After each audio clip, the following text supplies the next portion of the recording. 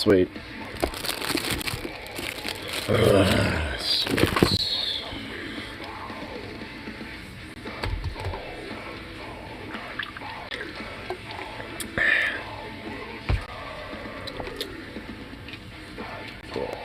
There. Talk up stolen wages, MC. That ain't even the fucking, like, start of it, dude. I'm gonna get into it in a minute, but hold on here.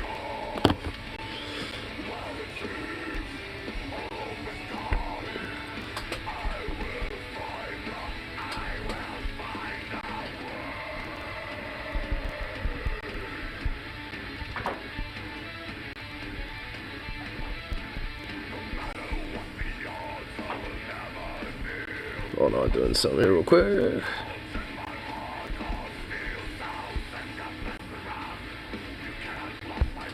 we go.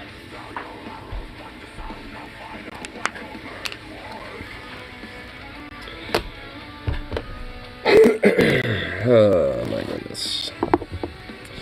Ay, fucking yay. Ay, fucking yay. I definitely got, like, a lot of fun just shit to bitch about for a day.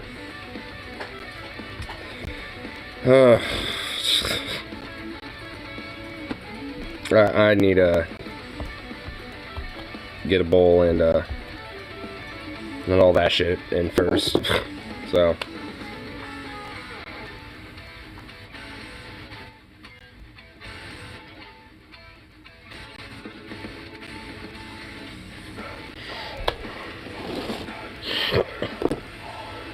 Alright.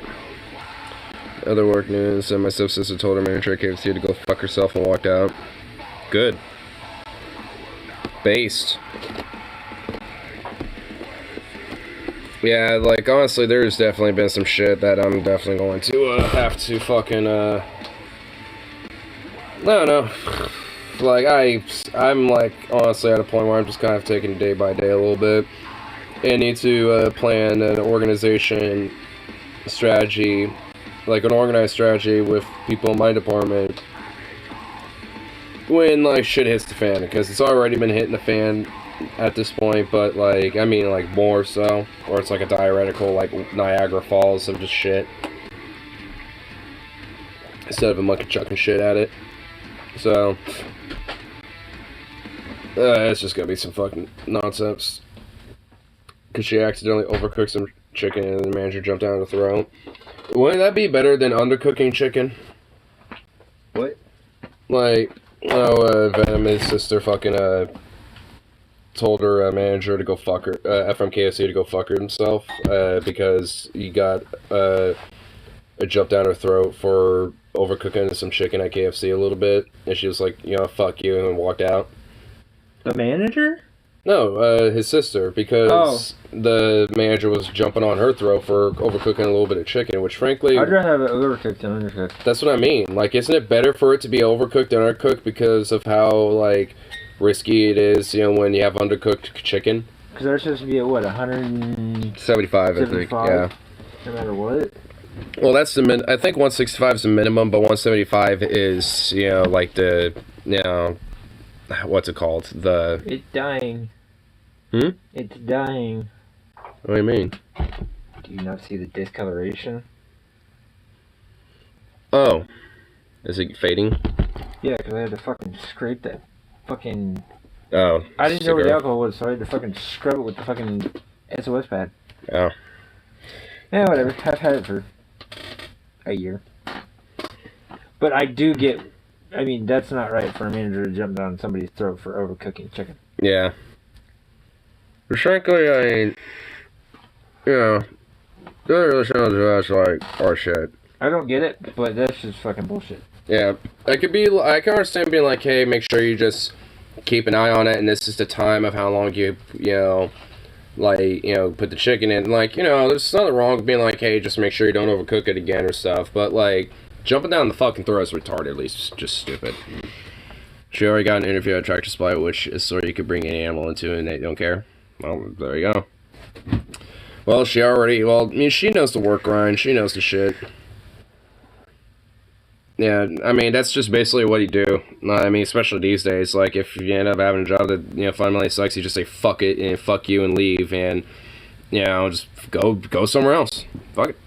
How many times have I done that? Twice? At least, 2 or 3 times since you've been here. That doesn't count. Yeah. That didn't count. Yeah. First time I hear my popping is down the throat. Rose, it's unfortunate that you happen to come in here on the, unfortunate times. That ain't my fault. Luckily, it's more, it's about, like, work and labor bullshit. Like, I haven't even started It's not about cocks down throats. Yeah. Well, corporate cock down the throat, but it's not consensual, and, and you never want it, but yeah, you get it anyway. It's not consensual at all. It's like, do we have a say in it? No. Here you go, though. Yeah. Like, it's like, enjoy that. Is that one good? Oh, the lime one? Oh, fuck yeah, dude. Is it? Yeah, Justin got me into that. And then I tried this one today, and this one's fucking lit, too. It's berry. It's berry flavored. It's flavored water. I'm not a big fan of flavored water. Well, that's what this is, too. They're both flavored waters. Spark, like, carbonated waters and shit.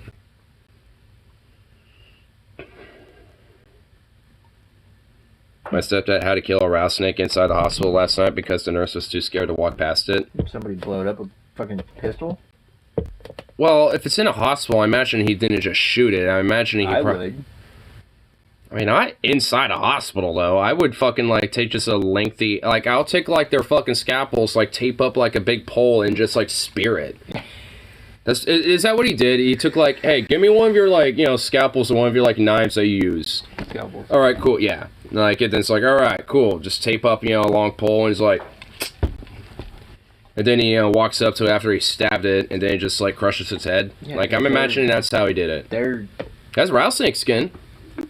He beat it with a trash can. Okay, you know what? Alright, that's gotta be hilarious to see. Imagine just the security guard just with a trash can. just beating this, like, noodle on the ground. Oh my god. I would have tried to sneak up behind it, put my feet behind its neck. Like, right where the head starts, and just... They don't have animal control there, lol. Well, if you're security at a hospital, I guess you're the most immediate authority to help resolve an issue like that. Yeah. So. Could be. Yeah, I don't know. I guess not. I guess whatever is there is kind of fickle, I guess. And how did a rattlesnake get in the hospital? Probably just slithered its way in there, I'd imagine. Speaking of animals, so yeah, I've heard that story. The elephant ripping the handler in half. Yeah. Because it got overworked in the heat and shit. Yeah, I heard that story. That was a long time ago. No, it's actually recent. It's like earlier this year.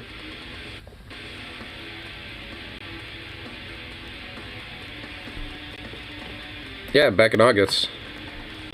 Oh, damn. Well, that's sometime mid-August.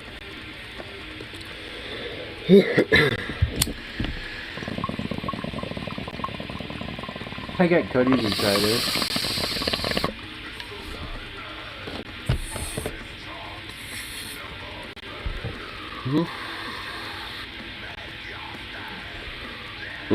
I got Cody to try this. Oh.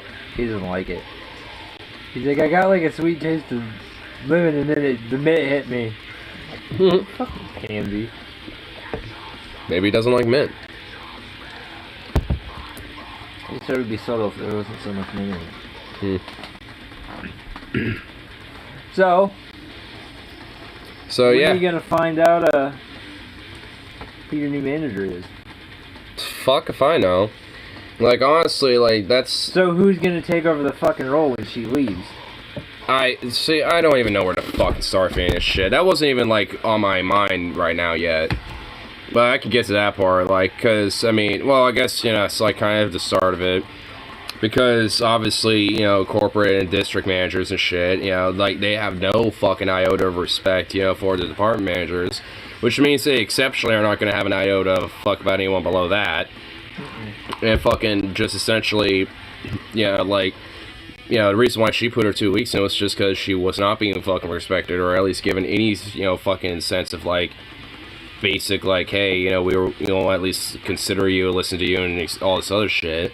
And that's why, you know, she's doing that. And she's also been MIA because she was sick with COVID, and also not being vaxxed and shit. She got hit fucking hard with it, but I really don't necessarily feel... I don't feel sorry for her. Yeah, I really don't. It's like, you should have, but she had like an excuse for it. I forgot what it was back when she told me, but either way, it's like, whatever.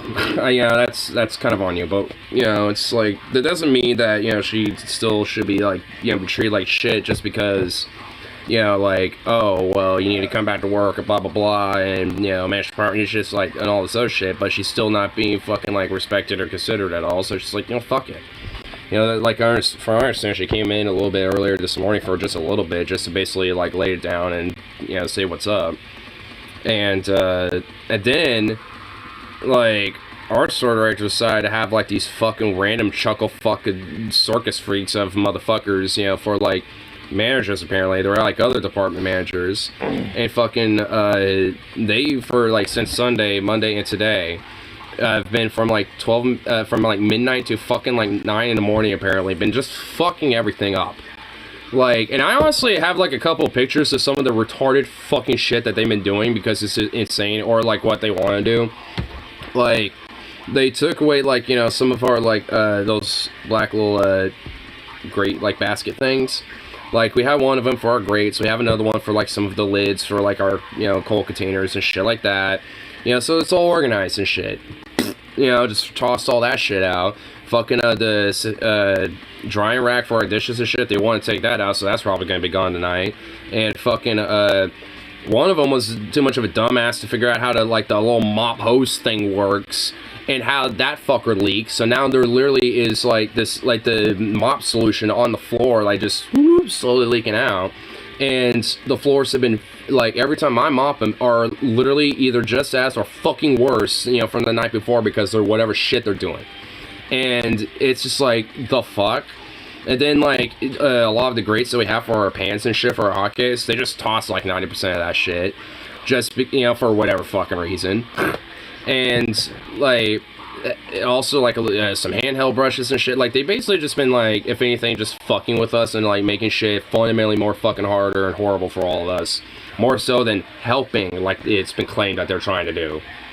It's like, now, honestly, I don't see a difference in any of the deep clean shit that they're supposedly helping with. Like, I don't see a fucking lick of a difference, besides shit being worse. Yeah. And plus, just considering how, like, treatment of everyone else has been, with, like, you know, from, like, Amano's bullshit to how, you know, the district's been treating fucking tabs, and then fucking, how they just blow people like me off if, you know, they dare ask, you know, to make sure their wages are set correctly and shit. It's just like, you know, it's like, do they want to essentially have, like, no fucking department at all? Because that's essentially is what I want to do now at this point. Like, I just want to get, like, as many people from that department say, yo, just, you know, like, log on a shift and just walk outside and just have a walkout and don't open it. Like, you know, it's like until, like, you know, at least some of these things, you know, that I'm bitching about are, like, you know, addressed and have, like, an actual set game plan of solving and dealing with and, like, communicating with and shit. On top of the whole manager thing, like, amongst other shit, like, you don't get a deli. And that means, hey, get a cut, you know, in some of the profits and shit. And if you want to fuck with all of us, then we'll just fuck with them then. Because it's just getting ridiculous. Especially when, like, you know, some shit like my livelihood with, like, my fucking income is that, you know, like, being played around with like that. Where it's not being bumped up and being blown off over and fucking over again. I mean, that's just, like, some of it right there. The district won't talk to anybody. Of course they won't. They'll, like, I mean... Corporate will never come up to you and ask you how your day is. Corporate will look at you and just be like, yeah, fuck you, I don't care. Yeah, like, our store director was here with, like, in our department earlier with, like, some dork from Incolab, but of course, none of, you know, they weren't paying any, you know, like, store director saying, hey, how's it going, guys, and blah, blah, blah, but the other dude was just like, it literally looked like Incolab doesn't give a fuck about you. They just get there. They do that. Yeah, they literally don't. They were just like. But they never fuck with you enough to be like, "Hey, this needs to be fixed right now." Right, yeah. They let you luckily, at least he looked like kind of an IT dork nerd, but if you get the right ones from Ecolab, they'll actually ask you, "Hey, is this working for you?" Yeah. And at least this dude looked like he was just doing the minimal. Because he didn't really say anything to us. But it wasn't anything he did, so say something to your store manager, but it'd be nice if they look at you and go, "Hey." At the very fucking minimal, because then it opens the rapport of like, hey, I can ask him something, and actually talk with him, because I can address there's a thing called communication happening at that point. Something they never fucking do. So then also random shit like managers showing up in the middle of the fucking night, like different department managers said, oh, by the way, get paid 40 a fucking hour to do. Yeah. They're getting, like, whoever these, like, 2 or 3 dork balls, that are coming in. They need to get the fuck out of our store. They make enough to fucking not even fucking do our job. Yeah. Pay them what we get paid. Then see how much they're gonna fucking do their job. Yeah, exactly. And also, it's just, and it's just like, I wouldn't even care about that type of shit if there was actually, like, them improving things. But no, they've been making it worse. It's just like, the fuck? You want to hear my philosophy on that? If corporate tried to do our job, there would have been a walkout a long time ago. Oh, yeah. Because, then they would have, seen a lot of the real BS of like, oh, wow, this actually does suck. But, if they were being paid the same that they normally would be, being in corporate shit, then, they sit on their ass all day. They can't fucking do their job right. That's why exactly. They have wives. Yeah, I mean, and it's why, honestly, they probably are, fucking a lot of shit up, too, because, at least, for these, dork balls, I mean, they probably do, at their source, probably do sit at their asses, for the most part, and don't have to do shit, and, here, they're like, oh, this isn't how we do things, and then just want to... The one thing I realized,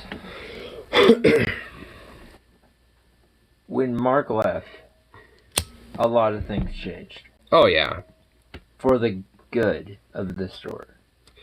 I mean, it just seems like a lot of it's, starting to look more like surface dressing more so than like, more like, good for, customers in a sense, like, the fridges and... like where the beer and the soda is, that was a good idea for the cheese. That's what I mean, for like customers and, stuff like that. So meat doesn't go bad. But I do realize that when we did have that big fucking redress, or whatever the fuck it was, when they reorganized everything, that fucking sucked. Yeah. I mean, and it's like I said, like, at least to some of it, it's not even, like, necessarily a big deal. It's the fact of, honestly, a part of why our department manager's dipping is saying fuck it, because of the lack of respect and recognition of what the fuck we do, because we're the ones that are making their, fucking bonuses and the quarterly and shit. We're the reason why that shit happens for them. And also the reason why they do, keep their profits up a lot of the ways, because if, we weren't there, trundling along and having to deal with their bullshit, who would? They might be able to pick up somebody else and shit, but it'd just be the same thing for them. Eventually they'd be sick of it and dip too.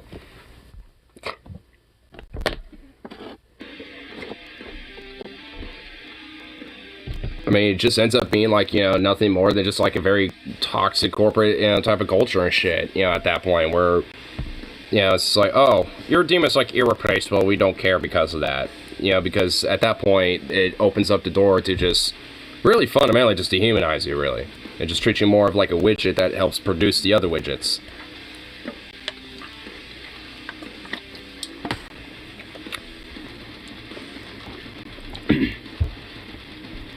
Bitch-ass mofos. They are a bunch of bitch-ass mofos. Corporate sort of douchebags that don't mind selling their soul for money. I mean, yeah, for real. It's pretty much who they are. But, I'm missing some of Rose's things. A gif. Them. Why won't square go in circle hole? Why? Well, because it don't work. They don't. Yeah. They say they do their job. Oh, my job's hard. How's your job hard? like what, pushing numbers and like, you know, like looking at little, like, doing Zoom calls every now and then on, like, you know, about like numbers and how they're doing and all this other shit. It's like, yeah, so difficult. I mean, boring probably, but shit, I legit would rather be doing that shit than, you know, not having like any actual gratification and shit. Because if I can just be bored and make a fuckload of money doing that, then okay, yeah, let me be bored for a couple hours and maybe sneak a mimosa or two. Because you know, those motherfuckers can get away with doing that type of shit a lot more frequently. It's like, oh, I think I'll have a little mimosa at my office, you know, for today.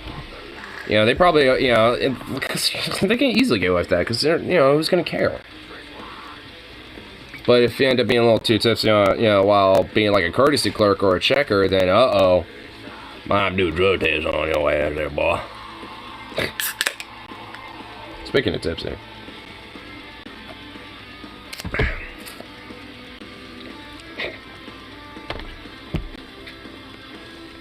The most expendable one's calling others expendable.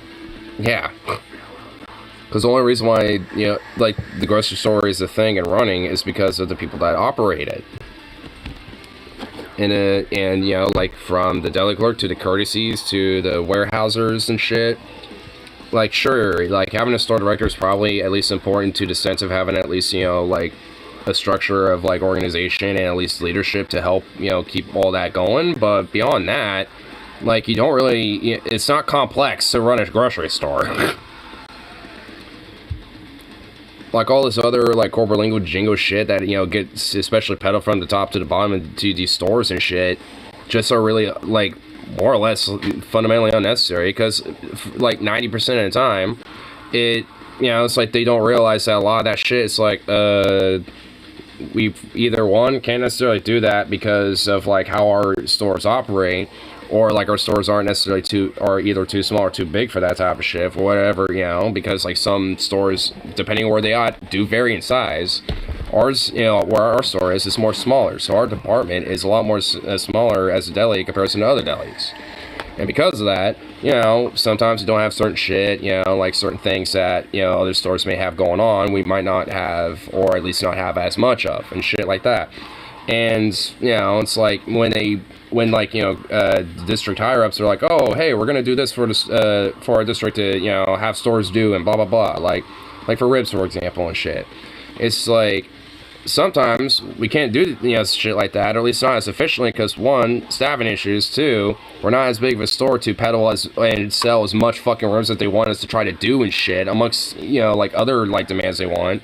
You know, just so primarily they can beat their last sales and shit, and thus they can get bonuses in their quarterly. Like, that's really what it all comes down to for their shit. And it doesn't, you know, make 100% efficient, you know, for a lot of different stores, especially when there might be staffing issues. And even if that isn't the case, if they're not necessarily a bigger store and have to try to reach these fucking numbers and shit, like, they're gonna have to, like, you know, work hella overtime and shit, you know, to try to, you know, push that type of shit. Maybe not necessarily, like, literal overtime, but work, you know, work a lot more, you know, to try to, you know, push, you know, for those numbers in comparison to a bigger store where they can have more people to do that. Just working at corporate loud and portrays you vowed preach for cold hard cash. I mean, yeah, I want, like, nice and cold hard cash, but fuck, I mean, you don't have to fucking betray your, like, views or your value sets or whatever the fuck to do it.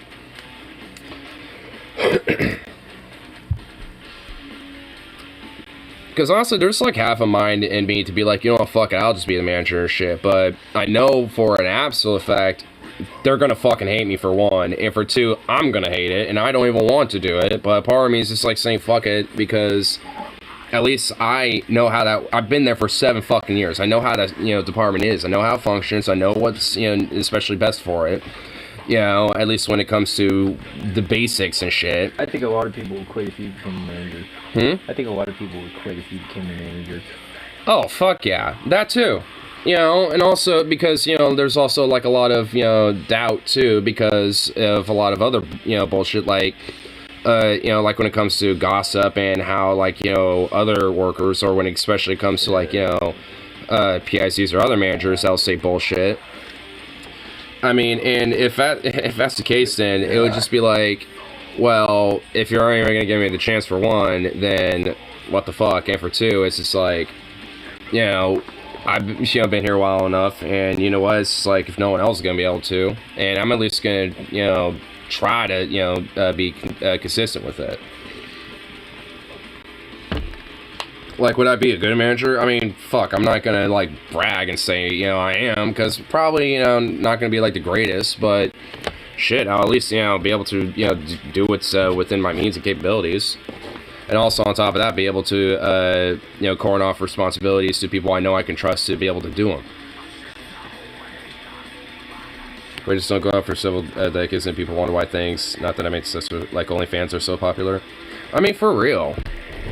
I mean, it's just like, shit, I'm down for having an OnlyFans. I mean, shit, I've tempted to do it before. Because at least, even if I'm not like, some big OnlyFans, fuck on there or some shit, then it will at least be enough of a little side income to where it'll make me more comfortable with my living situation. And honestly, it's just like the fact that people have to essentially like literally like sell themselves for sex, just as a way to just survive and shit, not let alone just because they want to or that's what they personally wish to do. And there's plenty of people like that. But there are definitely a lot of people out there that do these things that really probably don't necessarily want to. But they're doing it because, hey, that they know they can make money off of it, and definitely way more than slogging it off and, like melting their brain away, to the corporate heap. And there goes to make bank on OnlyFans because they're house fuck. You're not going to have to give me that link if he does an OnlyFans. I buy his... Oh my god, of course he would.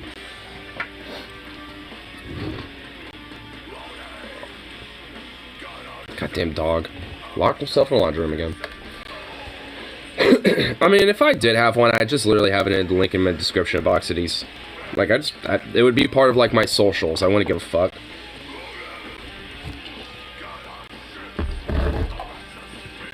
I mean, I don't really have many socials anyway. I basically just have a Reddit, and that's pretty much it. More people on OnlyFans get trolls. Oh, I'm sure. Like, I bet there's some trolls that do some very odd requests, you know what I mean? Like, they're there to, like, have a little spank bank, but they want to troll a little bit, too, at the same time, so they, see if they can make them do something that's probably a little gross or some shit. I don't know. Like, I guarantee you there's probably some trolls on OnlyFans. I mean, it's been around long enough. There has to at least be some. This girl I know who does OnlyFans makes, like, $3K a month because she's super slut. Well... yeah, I mean, just like I said, I mean, it's definitely a hell of a way to make your own income and shit. If you, I mean, not necessarily got the looks, but also got, the horny on main spunk for it too, I guess, But, I mean, the fact that it basically has to be, be like, oh, do I essentially, like, do petty crime and stuff like that to help sustain myself? Do I, like, work a shitty minimum wage job, or do I do OnlyFans, or do I just like like have very other limited choices and shit? It's like I mean, it's exactly not really good for the whole like socioeconomic conditions, more or less, than like people's choices on that front. Because people should have the choice to be able to have those things, but it shouldn't be like a sense of desperation. I can make bank files transit did OnlyFans. I mean, hell, who knows? It's not just subs, that also some pics and vids that she think has a lot of tats. Well, yeah, I mean, because for a lot of people, they know that they can easily make money on it. Because really, fundamentally, it is, at least in my mind, more of an indictment to the system, more so than it is of people doing that itself.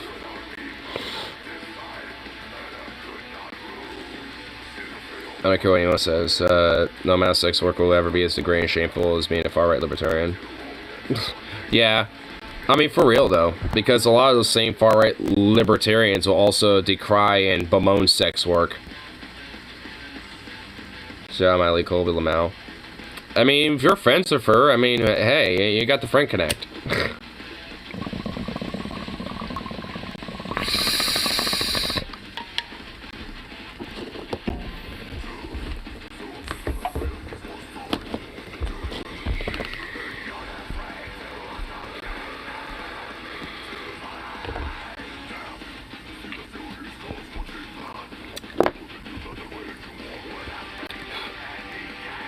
Yeah, but honestly, like a lot of shit, especially at my workplace, like one thing I definitely need to fucking, you know, see is just like if anyone, I mean, it's really if anyone's just willing to do the, like a walkout, honestly, because that just needs to be something that fucking happens. Because I know for a fact that not just me, but a few other people, not just my own department, but in a few other departments too, that are getting, fucked, royally because of the wages and shit. And frankly, even if a few other departments did it too, even at least, back down to like skeleton crew levels and shit, then, to the point where they can barely even keep them open, then it comes to the point where they're going to have to address it. It's like, what? What are they going to do? Fire half the store?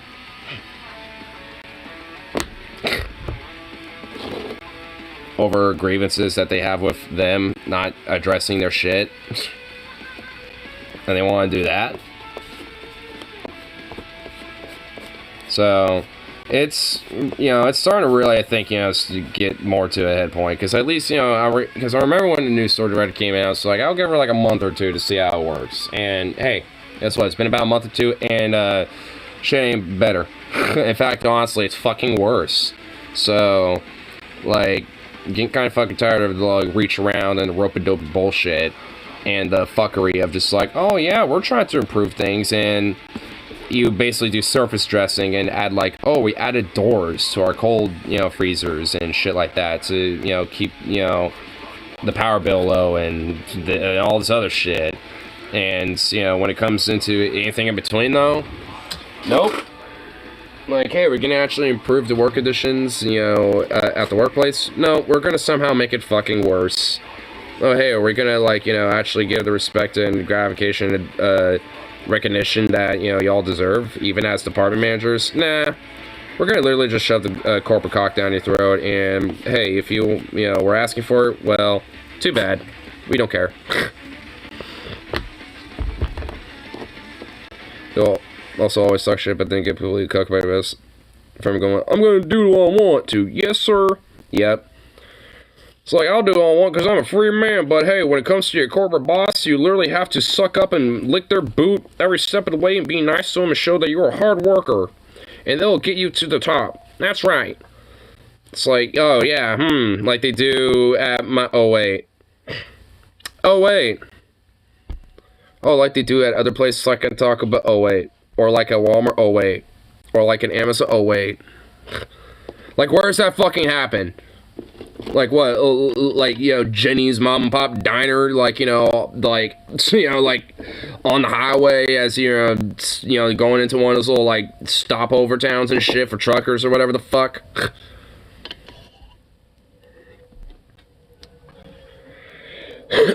Been working there for 8 years, but sure, bud, any day now. Yeah, 7 for me. So yeah, any day now,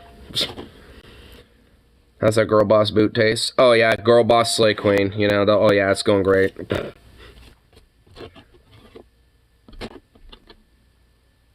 Amazing. Just good shit. Here, need more heavy shit. That's why I have fucking mods playing, because I want some heavy shit.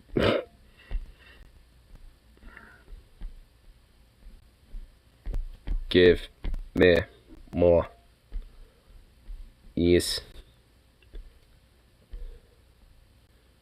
Yeah.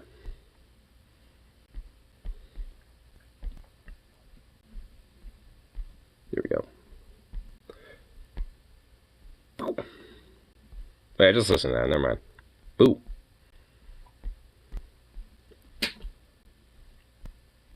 There we go.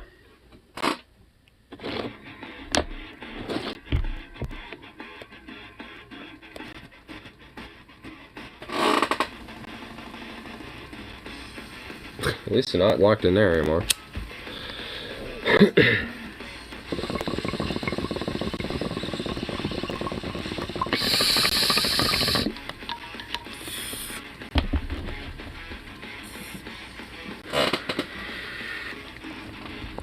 One thing I definitely need to find out is, like, who the fuck is actually going to be our manager, that, considering that we're not going to really have one now at this point. Like, that I'd be curious to see, actually, you know, what would, who would be. Is it going to be someone from our department? Because if so, that would actually be okay.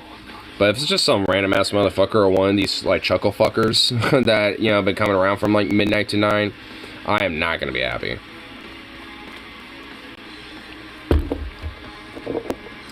Well, if it's just some random new person, I mean, I'll give them a month.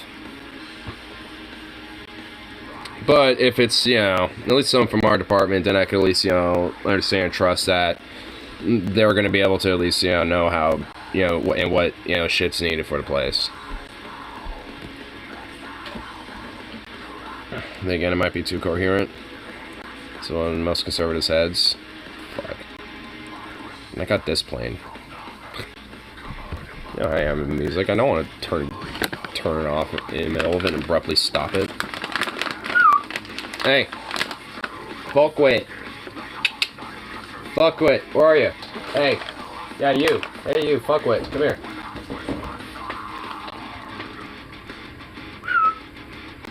Hey. Zukov. You fuck.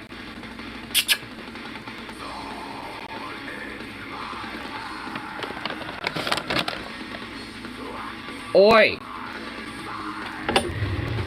Maybe. Come here. Come here. Well, fuck you too, then, bitch.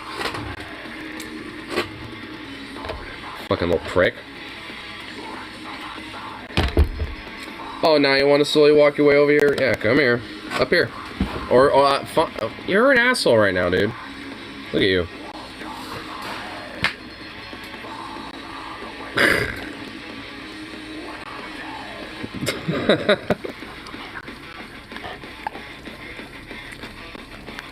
Hey, get away from that.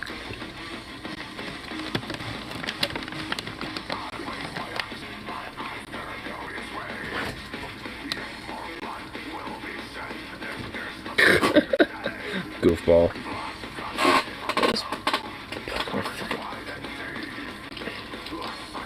Oh, that's what's poking my ass. Fucking ball caps. It's like something's jabbing up in me, and that's what it was. I did not like that. That was not cool. What, like, instinct thought that putting ball caps back there was good in my head? I don't know. Ugh.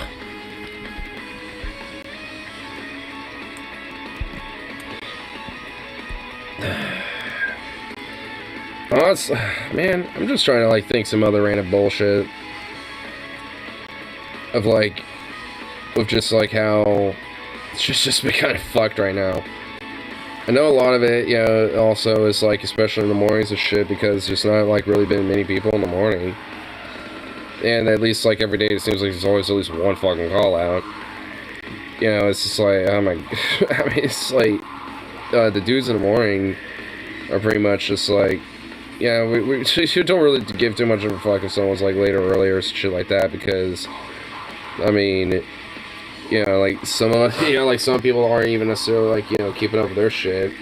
It's like, yeah, I like him, you know, like him as a friend and stuff like that, but man, I'm really much of a great worker and shit. It's like, and I'm just thinking, it's like, well, I mean, look at this place. I mean, just like, I mean, look how they treat us, you know?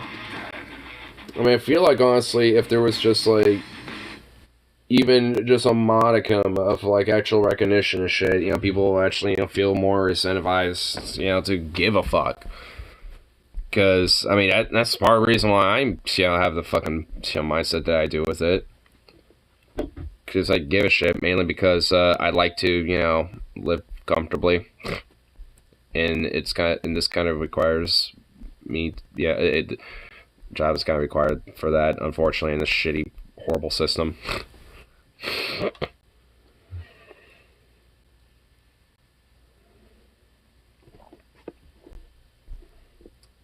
Lets you design custom planes to use instead of the older way of researching new planes. You research new airplane frames, like airframes.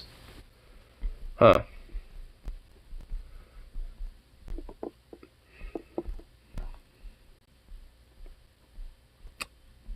Interesting.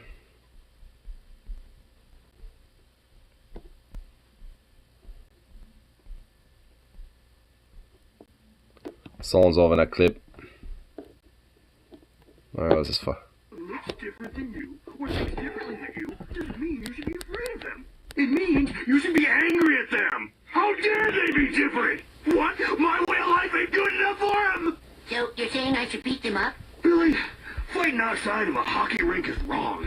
Wait, hold on. Just because someone looks different than you, or thinks differently than you, doesn't mean you should be afraid of them. It means you should be angry at them. How dare they be different? What? My way of life ain't good enough for them? So, you're saying I should beat them up? Billy, fighting outside of a hockey rink is wrong. But I'm imaginary, so do what you gotta. Do what you gotta do. Yeah, just gotta do what you gotta do, man. That's all. Yeah, I mean, that's pretty much it. I mean, it's a little too coherent, but yeah, I mean, I feel like that is at least a coherent summary of how they feel. So, yeah. Yes. That essentially is kind of how how I feel like their brain is like a little bit. But at the same time, it's like, is it really that coherent? Well, okay, well, fuck, I forgot I had it turned up a little bit.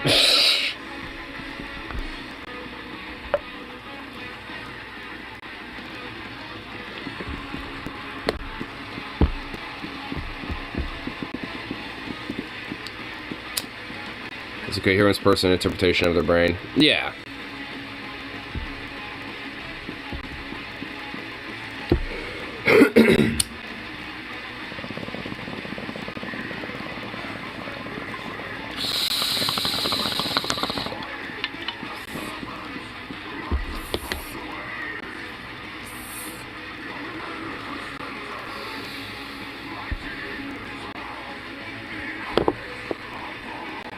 Anyway.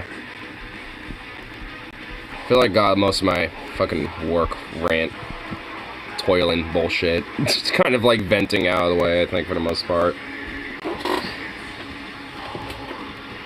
But, I'm not excited for my Friday tomorrow. Which is odd. You think, oh, yay, weekend. Which actually I should be, because I go to see Iron Maiden on Thursday.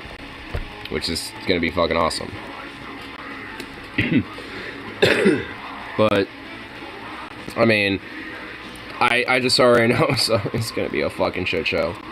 Just because of these like circus delay fucking chuckle fucks, you know, that have been like coming in the middle of the night.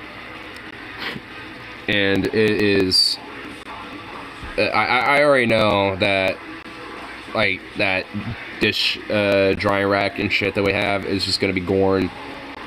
I have a weird feeling like half of our like dishes are gonna be like gorn. Fucking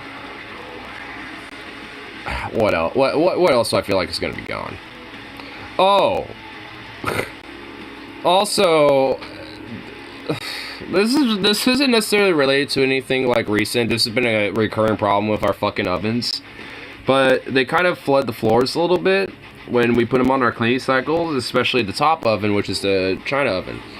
We basically use the bottom ovens and we let China use the top ovens for their shit. And,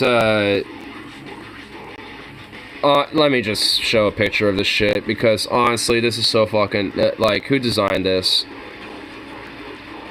Honestly, like, I took a picture of some different shit today at work, because I was just kind of, like, on a vent. Oh, you know what, I started with this. So, you know that mop shit, like I was telling you about, how it's fucking leaking, and this is it right here, by the way. Like, you can see some of the greenness and shit of it. Well, here's a plastic bag that they decided to put the mop, like, soap detergent in. And, you know, like, because it comes in its own bag that you tie a little nozzle to, which you can see attached right there, which goes into this bigger thing that you press into, which the water hose connect to, which goes to this fucking gray tube right there, which goes to the mop bucket, right? Somehow they made that stupid fucking green bag leak, and instead of, like, I don't know, like, replacing it or some shit, they put it in a fucking plastic bag. And it's still leaking everywhere because they're fucking idiots. And there's that dishwashing rack that's, you know, that dries shit. As you can see, there's some things drying there, as, you know, as you can tell. Yeah, that, you know, they want that going for some fucking dumbass reason. And there's those grates I was talking about where, like, that they got rid of. That's literally all that we have left. And, like, and these, like, little black basket bin things that we used to carry them all in, like, they just tossed most of that shit. And for some reason moved all these pans down here for some dumb fucking reason. I really don't fucking know why, because they're a bunch of chuckle fucks. And here's the whole flooding thing I was talking about, like, where it just causes this depravity of nonsense. This is why. So you got this, right, where, you know, the water for the top of it is supposed to go through. Are you noticing a problem where this pipe is at right here and where it's designed? Are you noticing something? It's literally, like, partially hanging over the fucking, like, hole right here. Like, so, there's, like, a multitude of fucking retarded problems here. One, that shit is literally like this, where, like, it's literally you know, but spaced away from each other. That's the first thing. And two, why aren't they connected? Like, shouldn't these be connected pipes? No, like, whoever designed this stupid fucking monstrosity decided it would be a good fucking idea to just, like, use these stupid fucking clamps and just let that just dangle there, I guess. And then fucking, you know, just this shit. It's just like, what the fuck is this? And then this was just here all fucking day. Like, what the fuck is this? Like, I mean, I walked in with this fucker and, you know, just chilling there. I didn't even bother to touch it. I'm just like, what the fuck is this? Like, this is literally, that, like, I was just staring at that, just getting pissed off. Because I'm like, what is this? Why is it here? Like, what the fuck are these people doing from midnight to 9 where this fucking thing is just chilling here in the corner? Like, you know what? It's gonna be there. It's still gonna be there. And they can deal with it. Because, the fuck is that? Like, what the fuck is this? It's just like, gah! Fuck. You can see I'm just done. I'm just done with shit.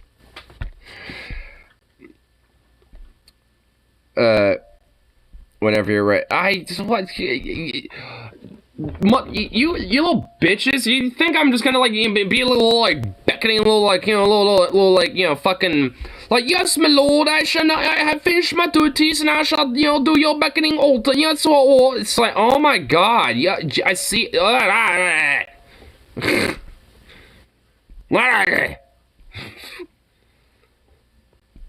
you're getting inebriated, Ignar, here now.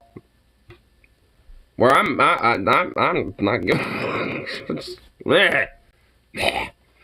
So what is this shit?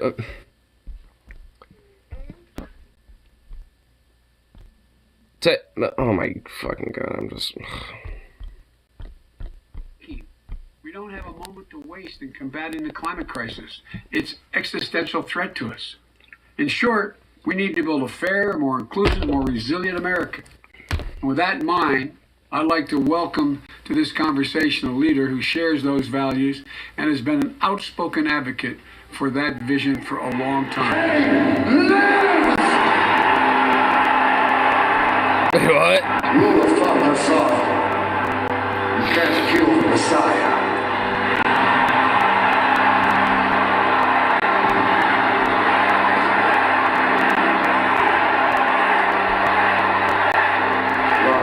This should be with Trump. Like, that should be, like, I mean, I feel like I'm hearing, like, you know, USA chants and shit.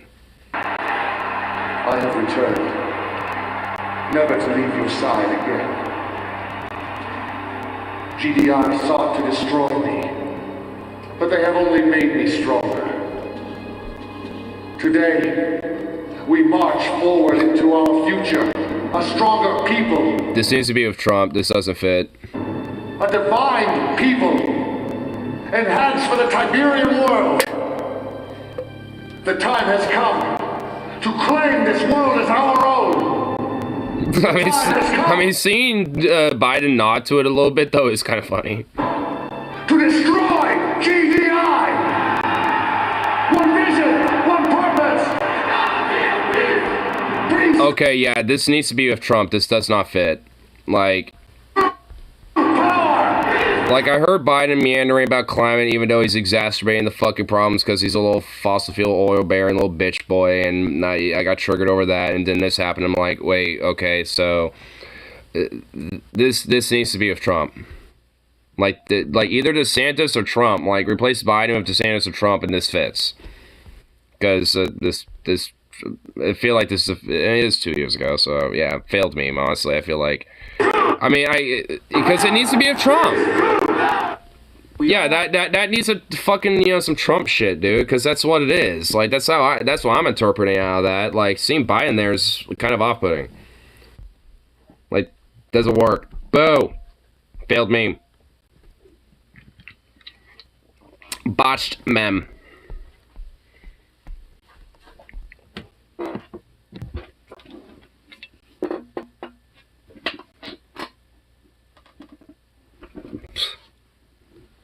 What a fucking dork. First step, acknowledging the problem. Second step is stop taking money from the fossil fuel industry. Yeah. It's like, we are acknowledging the issue. Are we going to do anything about it? No. Oh, come on. I got a burp. I feel it in there.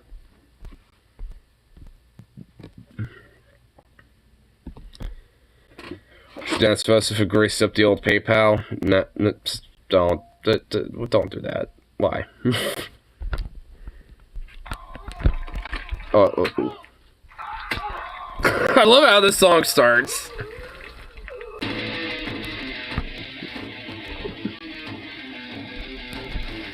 I like how the song starts. It's good. It's a good feeling.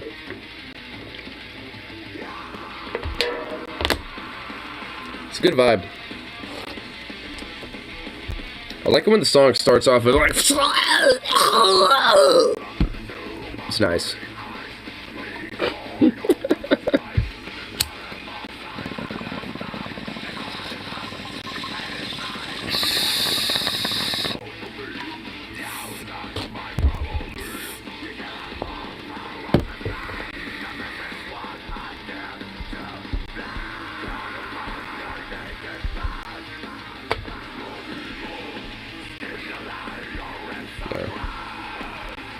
See whether I'm all, let's see what shit's on it too. You know what? Like, I want to see what's on the anti-orc subreddit. Not just Reddit, but the anti-orc subreddit.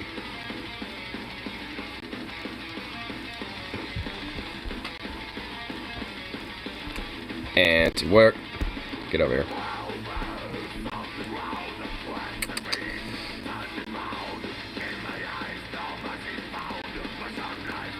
I had a few banger videos today. Yeah, I saw that. I was about to be like, what's going on too? But I'm like, well, hold on. Like, I definitely want to, I want to see what's on the anti-war, considering, the thing and stuff right now. Oh, it says, can't afford bills that are constantly rising. You just can't budget right. Need help with the cost of living. We know the cost of energy, food, and bills are rising, and many of us find ourselves financially stretched. That's why we like to tell you about the range of resources we have to support you. Right here, let me do this. Cost of living hub. If your budget is being squeezed by higher household bills and everyday costs, you have to look at our cost of living hub. Here you can find useful articles to help you budget, handy tools for managing your money. How about you just like give your fucking workers a raise, you fucking piece of shit? Fuck you.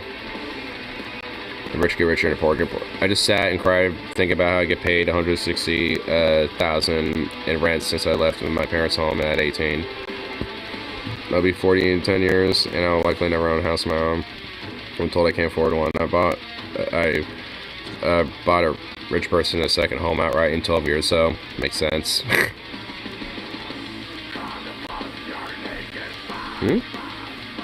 Oops. What? Wait, what the fuck? What's your plan if nuclear war breaks out between China and Russia? Nukes drop, work. Nuclear explosions aren't an excuse for being late. God damn it. Fuck. True, though. Jesus Christ. Participate in the system. Fuck off. Yeah, I know, right? Probably listed as a company benefit. 2 whole weeks. Paid parental leave, provide 2 weeks of paid parental leave due to birth or adoption, or where benefit in the defense industry. A rare benefit. Fuck off. Oh, it's the rare benefit of having paid parental leave because, hey, if you're a parent, you know, the real world says go fuck yourself, you know, go back to work, you know, and leave your newborn, you know, at home, you little fucking little serf. But, you know, we give you the rare benefit of having paid parental leave for 2 weeks. Like, fuck off. In the defense industry, no less, which makes billions of fucking dollars a year. But, oh, they can, you know, only, you know, afford just a little bit of that rare benefit to pay parental leave. Like, go fuck yourselves. Oh my god. What about, like, so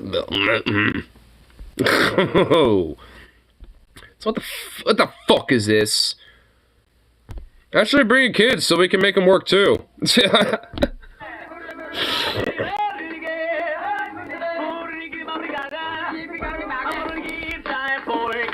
What is going on here?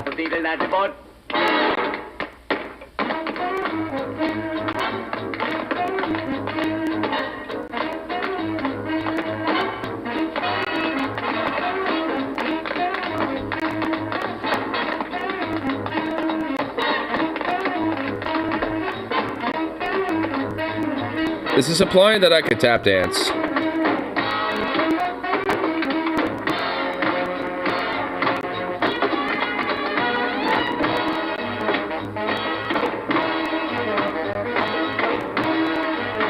It's actually pretty impressive.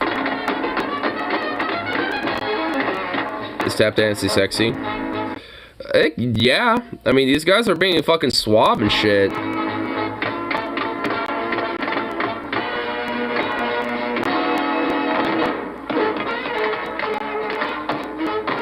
It's kind of like, yeah, honestly, I'm kind of digging this. Yeah, let's actually full screen a little. Whoa! Oh shit! Oh, twofers! Whoa! Damn, they flexed. That was a flex. Holy.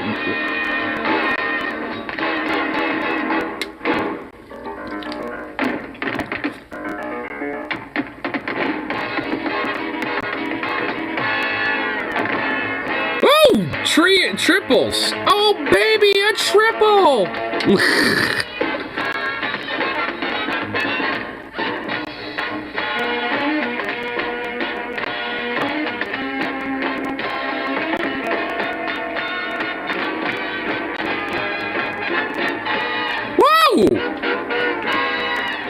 To do it, how many times? 6 times! Dude, like, I mean, dude.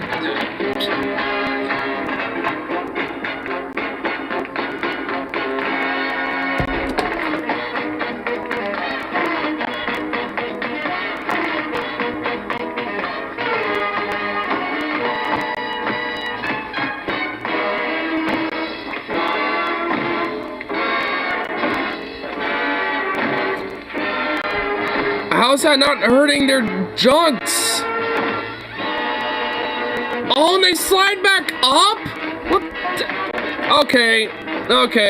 It's a crime to be this fucking suave and sexy. They can't be like that. No, that's not, that just can't be. This is not, I just lost count. Like, how many steps is that? Like, 1, 2, like, okay, so so 1 each. So 1, 2, 3, 4 more times. So, like, they've done it 10 times with the splits. And then slid back up that last one. Oh my god, they do it again. I swear to god, dude.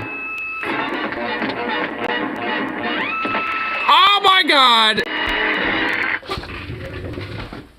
Okay, god damn it. Alright, what the fuck? Not only did they do the splits, but they slid them bitches all the... okay, what the fuck? Okay, god damn it. Alright, what the fuck?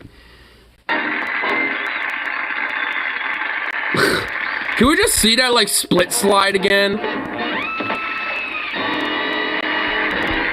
Bruh, like, dude. That, like, damn, son. Damn. Just like, damn. Speaking of balls, one of the cats in my neighbor's been snipped. Let's say poor little guy, but there's nothing little about the package. Well, also, it's probably better for, you know, outdoor cats to be, you know, be snipped around here. But at least, I guess that implies that the cat is at least a pet.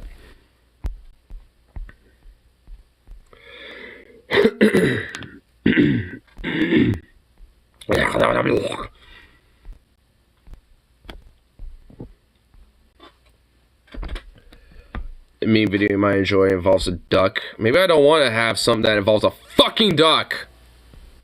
I'm just kidding. I'm just kidding. I'll see what this thing is about a fucking duck. Is there gonna be ear rape shit? Should I turn this down?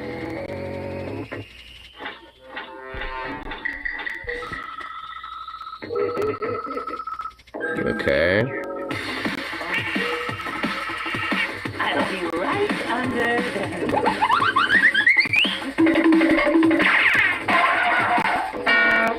Okay, why do I have to feel like you know, like Peyton from Deep Red Friday, you know, how they're like, Peyton? Venom, are you gonna be my Peyton? Venom? Peyton? Because, like, I'm not understanding, like, what the fuck, like, what am I supposed to, like, understand here? What's going on? Okay, I'm gonna literally give this until, like, the 40-second mark to understand what my, like, what the process is, and I guarantee you I'm not gonna be able to. Nukes, okay. Falcon Punch and some nukes. Okay, what's going on there? Alright, I interpreted some shit. Falcon Punch and nukes, alright. You know, we had the duck. Okay, is that the only moment of duck?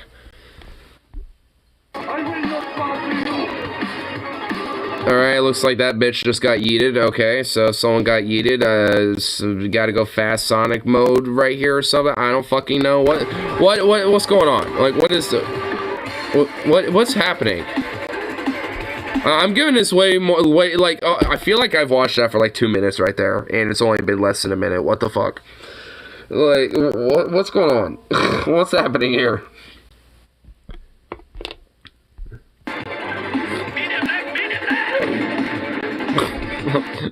Okay, the oof, like, okay, that I don't know why that made me chuckle. God damn it. What is this? What's going on? Why? There's more questions, just to let you know, than anything.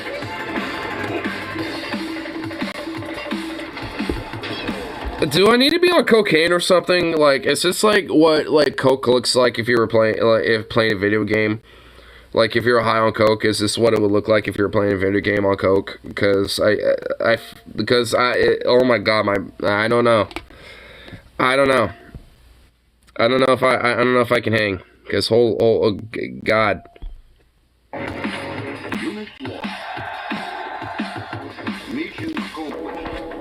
It amuses me. Well, Peyton?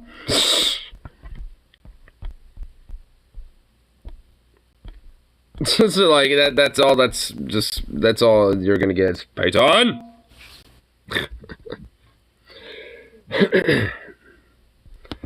This is way my two need to try Metal Omega.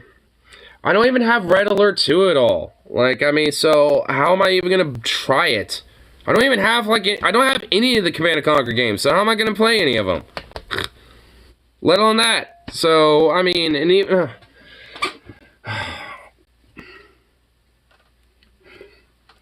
Let's just give it to Hearts of Iron.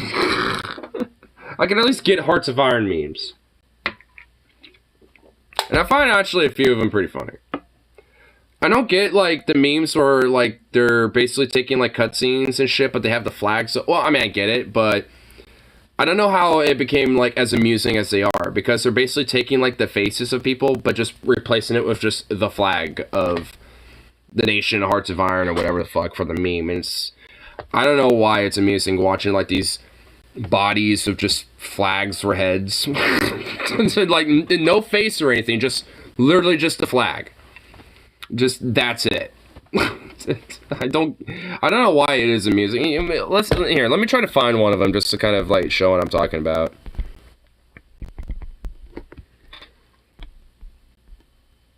Okay, there's a few, Kaiserreich meme. Goddamn. All right. Well, you sent one. When 3 players play Italy, Germany, and Japan against AI. Okay, so all right, this is actually a pretty good example. I know you sent a link, but here. But this is like actually a very excellent like use of the meme I'm talking about here. But everyone's heads are the flags.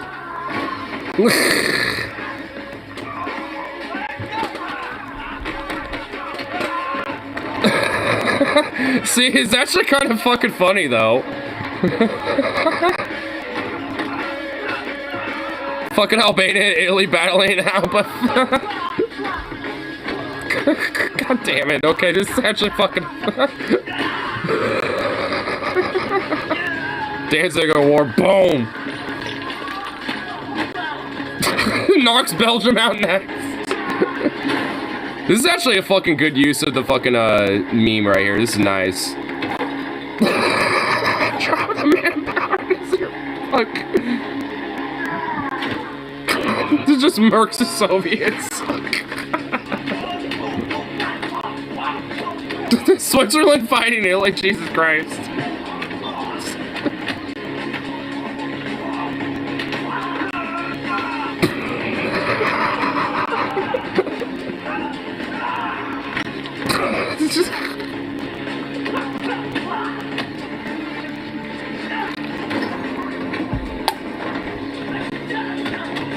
Republican Spain? Damn.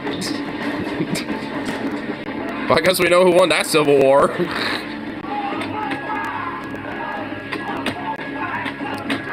He's going after Hungary? Wouldn't he be a puppet by Germany at that point?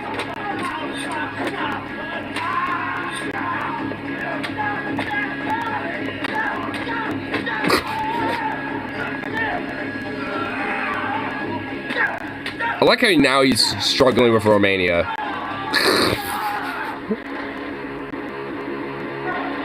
Oh shit!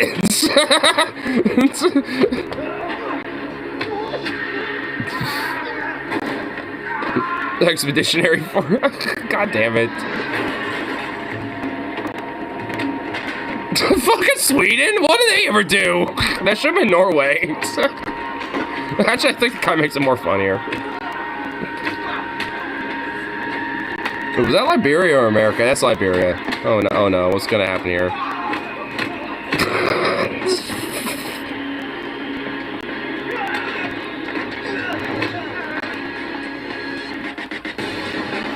And now Paul's live. Fuck you, Paul. We're watching a meme, Paul. This is actually a fucking really good edited meme, too.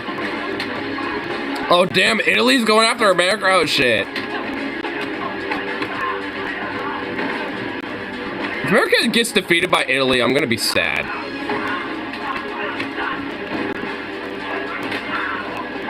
Oh, he's actually fucking Italy up.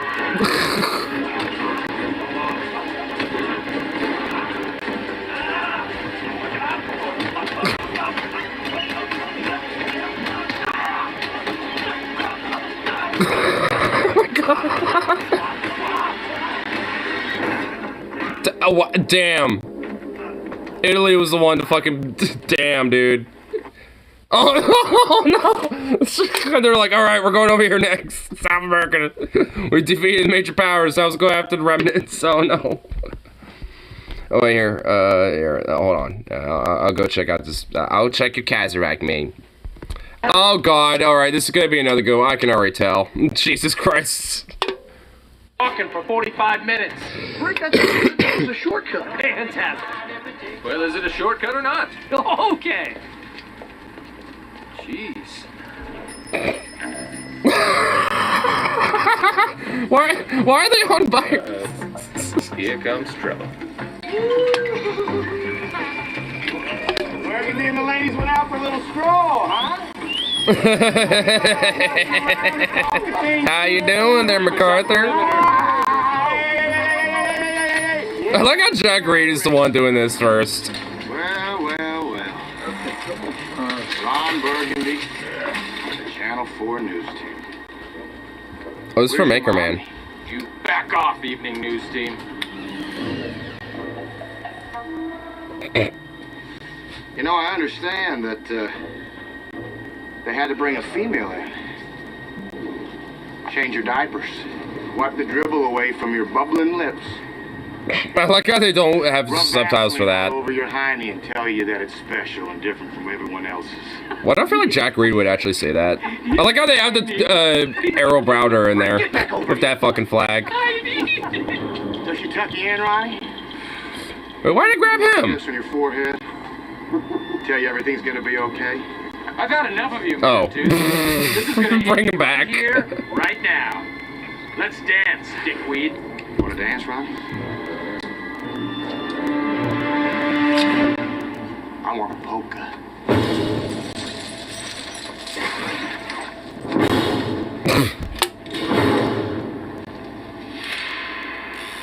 Come get a taste. Where's Huey Long? Where's he coming in this? He's gonna come You in. get a hand grenade? I don't know. I don't know where I got a hand grenade. All right. Oh, here he is. Do this. Yeah, oh, wait. Yeah, there he is. If you're gonna have a fight, then don't forget Channel 2 News with me, Lead Anchor Frank Richard. You dirtbags have been in third place for 5 years. You're about to be in dead place. Wait, what? What's going on here? Not so fast, you ingrates. Oh, is this the Pacific State? Team is taking a break from Oh, they're pumping it in fucking Japan. What the fuck? commercials. No mercy. No!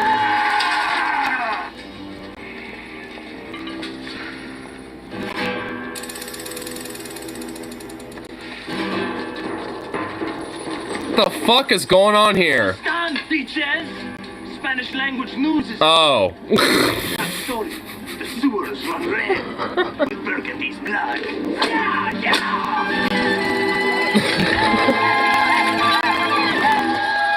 Oh my god. Ah, looks like we got ourselves a bilingual blood fest.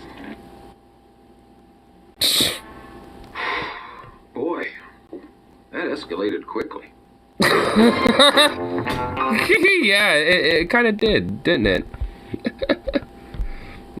Because, oh my god, Kaiser Reich is honestly kind of, just like the gameplay in that alone is honestly kind of like just really interesting with how the AI works sometimes. Like, because at least with my first gameplay, it was basically just like Syndiclins just like basically murked the entire world and just like conquered everything. I did another one where it was honestly far more of a clusterfuck, where it was more like that. So where there wasn't any like concise like dominant player, you know, ideologically or faction wise, where it's like, okay, well, this is awkward. So far for the revolution, I guess.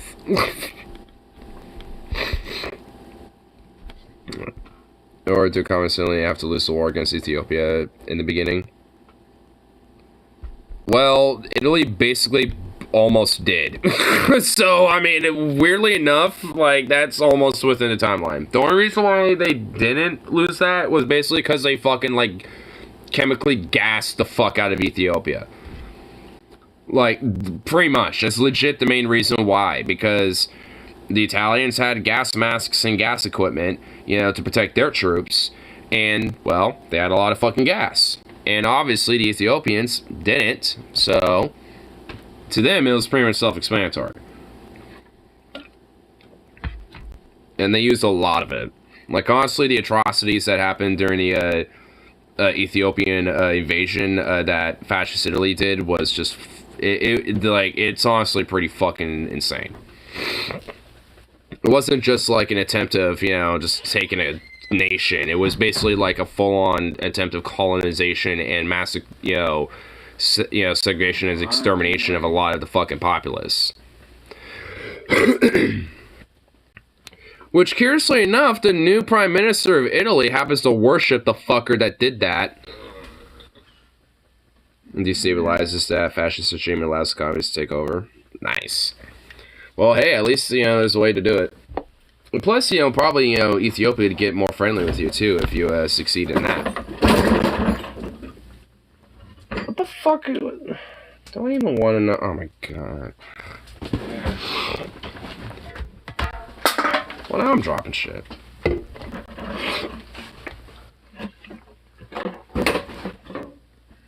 Oh, Harley must have fucking put that there if it's just a bunch of bike parts. Was he fucking here earlier then? Fucking Harley's an enigma sometimes. What's Paul up to? What are you talking about, Paul? But I don't know. This feels different to me. Huh? Hello, Peyton. Peyton. Speaking of Peyton, Venom. Born in '92. I don't remember Peyton. social media until MySpace was a thing in high school. Yeah, see, MySpace became a thing in my early 20s. So I was, you know, I missed Ethiopia has a new focus tree too. Their common path kind of sucks though because it makes you a Soviet puppet. There's no like independent tree to be like, you know, be the country to kind of like start like a pan-Soviet African movement or something. 2003. Or like a pan-African communist movement. Yeah, would have been like, They should have at least added that, you know, being like, hey, you know, even if it's like one or two focuses where like you create the faction and then there you have like the justifications to other countries if they don't cooperate, you know, with you, basically can go to war with them. There's an anarchist commie path. Well, that's cool. At least the guys, you know, other options. Paul's a chud. I'll punch you in the face. Paul's a chud. Now punch me in the face, bitch. But it was AOL and I didn't. It's hard to do it in a straight Soviet path. Social media, bro. Well, I'm gonna fucking try it, and I'm gonna win, bitch. Watch Ethiopia have the entire world under anarcho-communism. Very brief chunk of time in the early 2000s. I was living on my own in Arizona. Watch my next Hearts of Iron 4 gameplay. AOL was a big like. Ethiopia is literally just gonna be Earth. It was like there were all these either that or puppet states or whatever that you could funnel into. Besides chat Baton, rooms and discussion forums. And the land of the Dragon Nation, you know, can stay. Yeah, and then eventually they instituted AIM. AOL Instant Messenger, and it was, you know. Dude, I can't remember some of this shit he's talking about. Because back in the early 2000s, a lot of this was better because around. It was people you knew, you know. You'd met 90% of the people that were on your IMs. Yep. So that was just a way to, like, keep tabs with your family and your friends without all the bullshit. Minus all the crap. Like the reposting of memes and the drama, like weird fucking neurotic desire to post every meal you eat or whatever the fuck else is going on there. None of that shit happened. It was just like, you know, you could pop on, see which friends were live. Remember those chat rooms? Now that you mention them, I was too little to even know what they were. Yeah.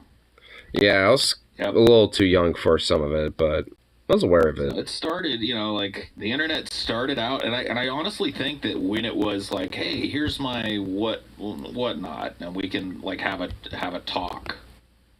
That was pretty benign, I think.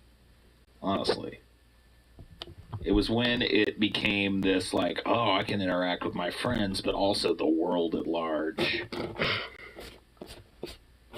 So I grew up with that. Is that what Skype used to be for? Kind of, yeah. Skype, I mean, yeah, the instant messengers all moved towards these, like, voice platforms. So, yeah, AOL, Instant Messenger, and Skype, and Ventrilo.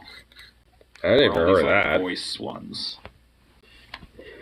I used to fucking rock Skype for the longest time. Separated the IRC, AIM, forum, and MySpace era. So pretty much everything else kind of replaced it. I mean, yeah, it had a lot to Discord do with mainly. Honestly, like it I would took say. a while after the internet came out for people to buy into the idea that the internet And Zoom was something too. they needed to pay for. Now, there was a long period of time where people would go like to the library or whatever to get on the internet if they needed to. So it really wasn't. You know, Hey, they have free Wi-Fi at the library. considered. It's actually like, nice. something that they needed to have in their house until probably like 2000. So sometimes I don't even need to use their computers to go on the internet there. I can just seep their Wi-Fi. The kind of mass adoption that you see today. It really all had to like move.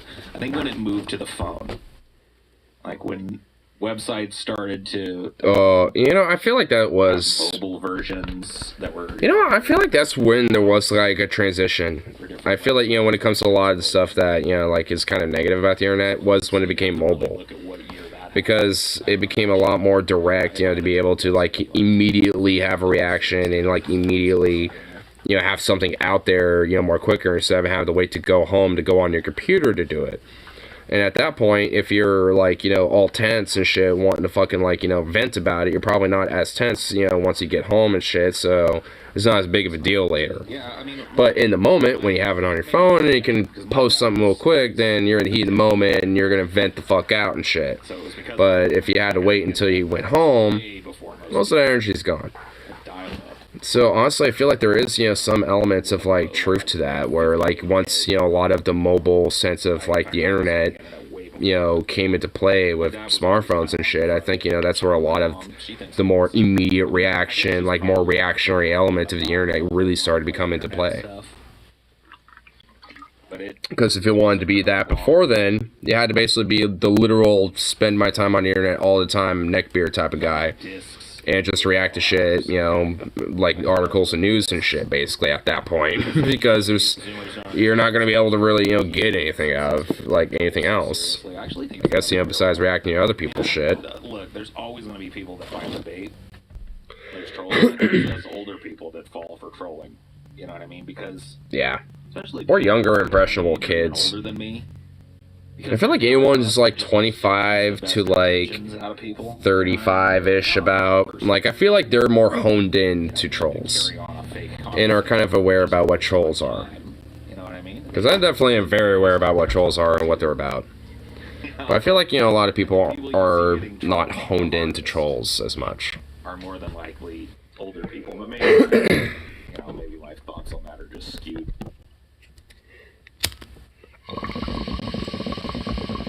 What you think of Incubus? What was that song that Incubus had? I don't know why, but I immediately thought of Incubus? the Nickelback song, "This Is How You Remind Me." I think I've heard of him before, and I don't like him. Or is that a Nickelback song? I don't know. I know it wasn't Incubus. Oh yeah. Yeah, I remember everybody liked Incubus. I never liked Incubus. But the thing that made people like Incubus was because they had like a DJ. But they were just saying like, it was just pussy rock with a DJ. That's how I felt.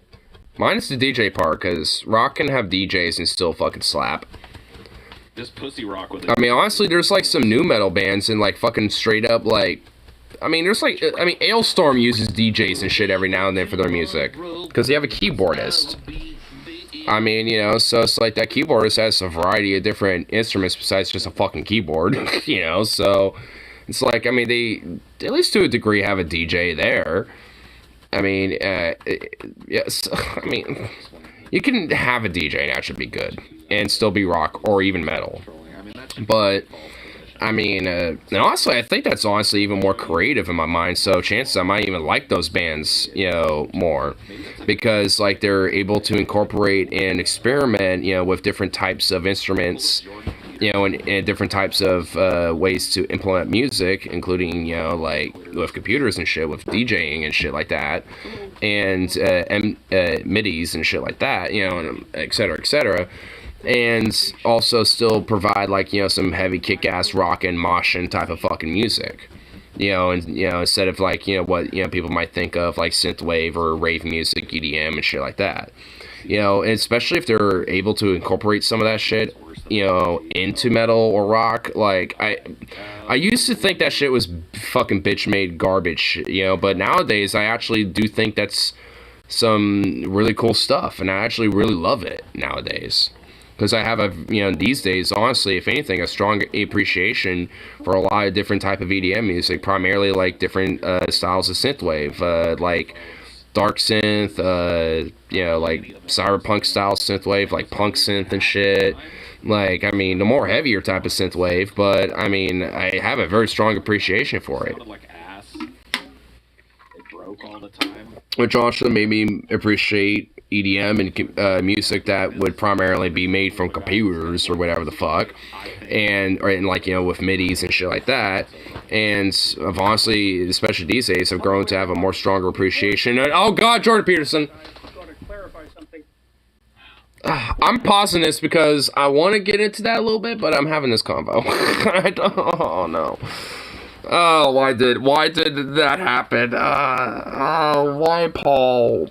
Talking about music and then this happened. Just Jordan Peterson just spontaneously materializes on my screen.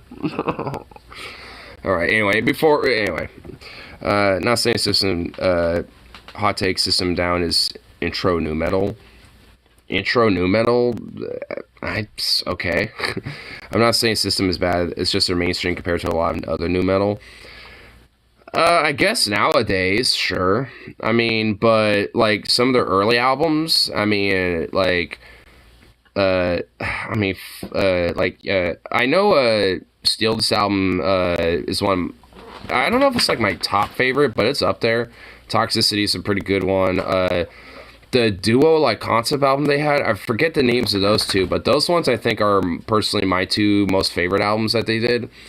And I mean, while I guess they're mainstream, that's not bad, especially for System, because they're, especially in the themes of their music, are very political and very critical of the status quo and the system overall. Hence, I think also in part of their name, System of the Down. Like, they're a very heavily political, you know, band, despite, you know, I guess the mainstreamness of them, but so what? Like, at least that's how I feel. Like, I mean, yeah, maybe they're intro new metal, but okay, so who cares? Like, they're fucking good. I mean, honestly, I don't even, I guess, you know, subjectively, I don't even know if I even agree with that. I mean, I say okay, because, like, I mean, I guess sure, because they're very popular and mainstream, but, like, honestly, they're pretty experimental, and, you know, at least, you know, especially a lot of their albums, you know, and a lot of their different songs are very experimental, and had a lot of different, things that I think nu metal branched off of and shit that was, you know, like, new for the time, you know, and shit. So, like, I don't know. I would say that, like, at least especially for the time, you know, back when they were, you know, getting big and shit with their earlier albums, like, I mean, like, I'd say that, like, they were, you know, actually pretty experimental, like, you know, outside, you know, kind of more outside of the mainstream. But they eventually did, I guess, become more mainstream due to that popularity and, you know, and shit, and the, and with some of that experimentation. But, you know, I don't necessarily think that, you know, degrades, you know, any of that, though. Have you heard of this independent stuff? Oh, Sarkisian's music? Yeah. It's a little over the top. Yeah, I guess a little bit, but I like it. Like, I mean, I like his independent work, too. I mean, so, I don't know. For me personally, like, I'm not against his independent work. I mean, I like it. I mean, you know, sure, some of it's a little over the top, but I feel like a lot of his music videos are kind of over the top. Like, the music itself, I don't really think is, but the music videos can be a little bit. Of course, probably a better fit for that description of the system now that I think about it. Well, yeah, because I'm talking, you know, about system and, you know, at least, you know, when the subjective part, you know, if the opinion kind of came in disagreeing with it, I think that probably just swayed the opinion a little. But, I mean, yeah, they're mainstream, and I guess when it comes to somebody, you know, getting into metal, like, System of the Down is a pretty good start, because, like, they do have, like, a lot of the, yeah, you know, like, the screeches, and then, like, the, oh, you know, the growls, too. They do those. So, if someone is into that shit, and, you know, eventually, because they listen to the System and they like that, then they can get more into other bands that, you know, incorporate that as the vocals, like Amon Amarth, or, like, Vikings, you know, shit like that, you know. So, like, you know, when you got, like, you know, bands that incorporate, you know, different things that, at least especially for nu metal, that System of a Down did back in late 90s and early 2000s. Hey! Hey, no. Back when they were doing with that, they, you know, like, it could be a good way to kind of expand people into, you know, other broader elements of the genre, and not just of nu metal, but also with, you know, symphonic metal, like alternative metal, heavy metal, power metal, folk metal, and I think especially folk metal, because System of a Down did a lot of different folksy stuff. Like, they had a song that, I think it was called Polka Song, I think, that was basically a very folksy polka song, you know, back and forth with some of the instrumentation and with the progression of the song. So there's even like some folky elements, you know, to System of a Down too, a little bit, that, you know, can help expand, you know, that a little bit to people. Aerials is honestly my favorite System song. Aerials, it's definitely up there for me. I don't know if that's my favorite song. Fuck. Here, let me just, let me do this real quick, and let me just look up, like, a list of their songs. Because I'm kind of blanking on some of them right now. So let me just do this real quick. I know there's Aerials, there's Bring Your Own Bomb, BYOB. There's fucking Bounce. I like that song. That's up there too. That's like definitely a, yeah, it's definitely up there. Song. Okay, so Chop Suey, Toxicity, Bring Your Own Bomb, Aerials, Lonely Day, Sugar, Prison Song, Radio, Video, Spiders, Cigato, Lost in Hollywood, Violent Pornography, Chicken Stew, Deer Dance, Hypnotize, Vicinity of Obscenity, Holy Mountains, Protect the Land, Question, or Venga. Holy Land's a new song they did. Or Protect the Land is a new song. Forest, Psycho, Needles, War, Old School Hollywood, Kill Rock.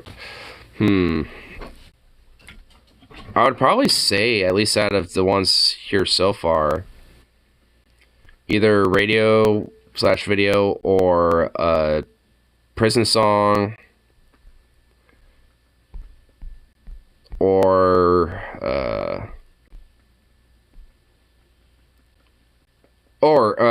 there's a IEIAIO.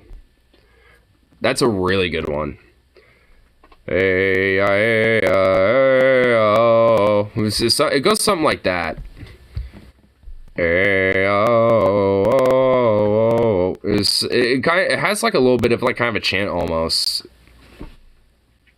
Really good song. Here, actually, let me play a little bit of it.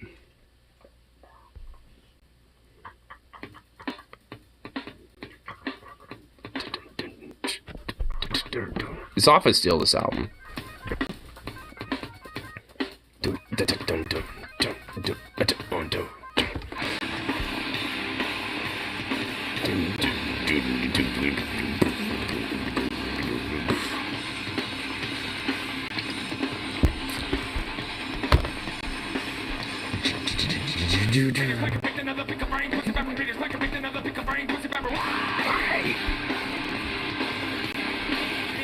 Here, let me just skip just a little bit. Yeah, it is.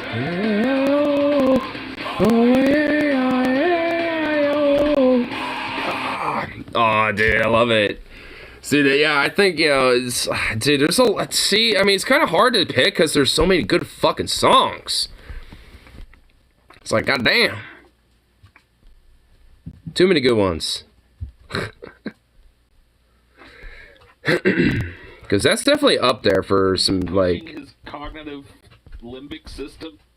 Wait, what? Okay, hold on. I definitely want to... Okay, now I definitely want to check out the Jordan Peterson shit for show. Okay. Luckily, we're not too far behind.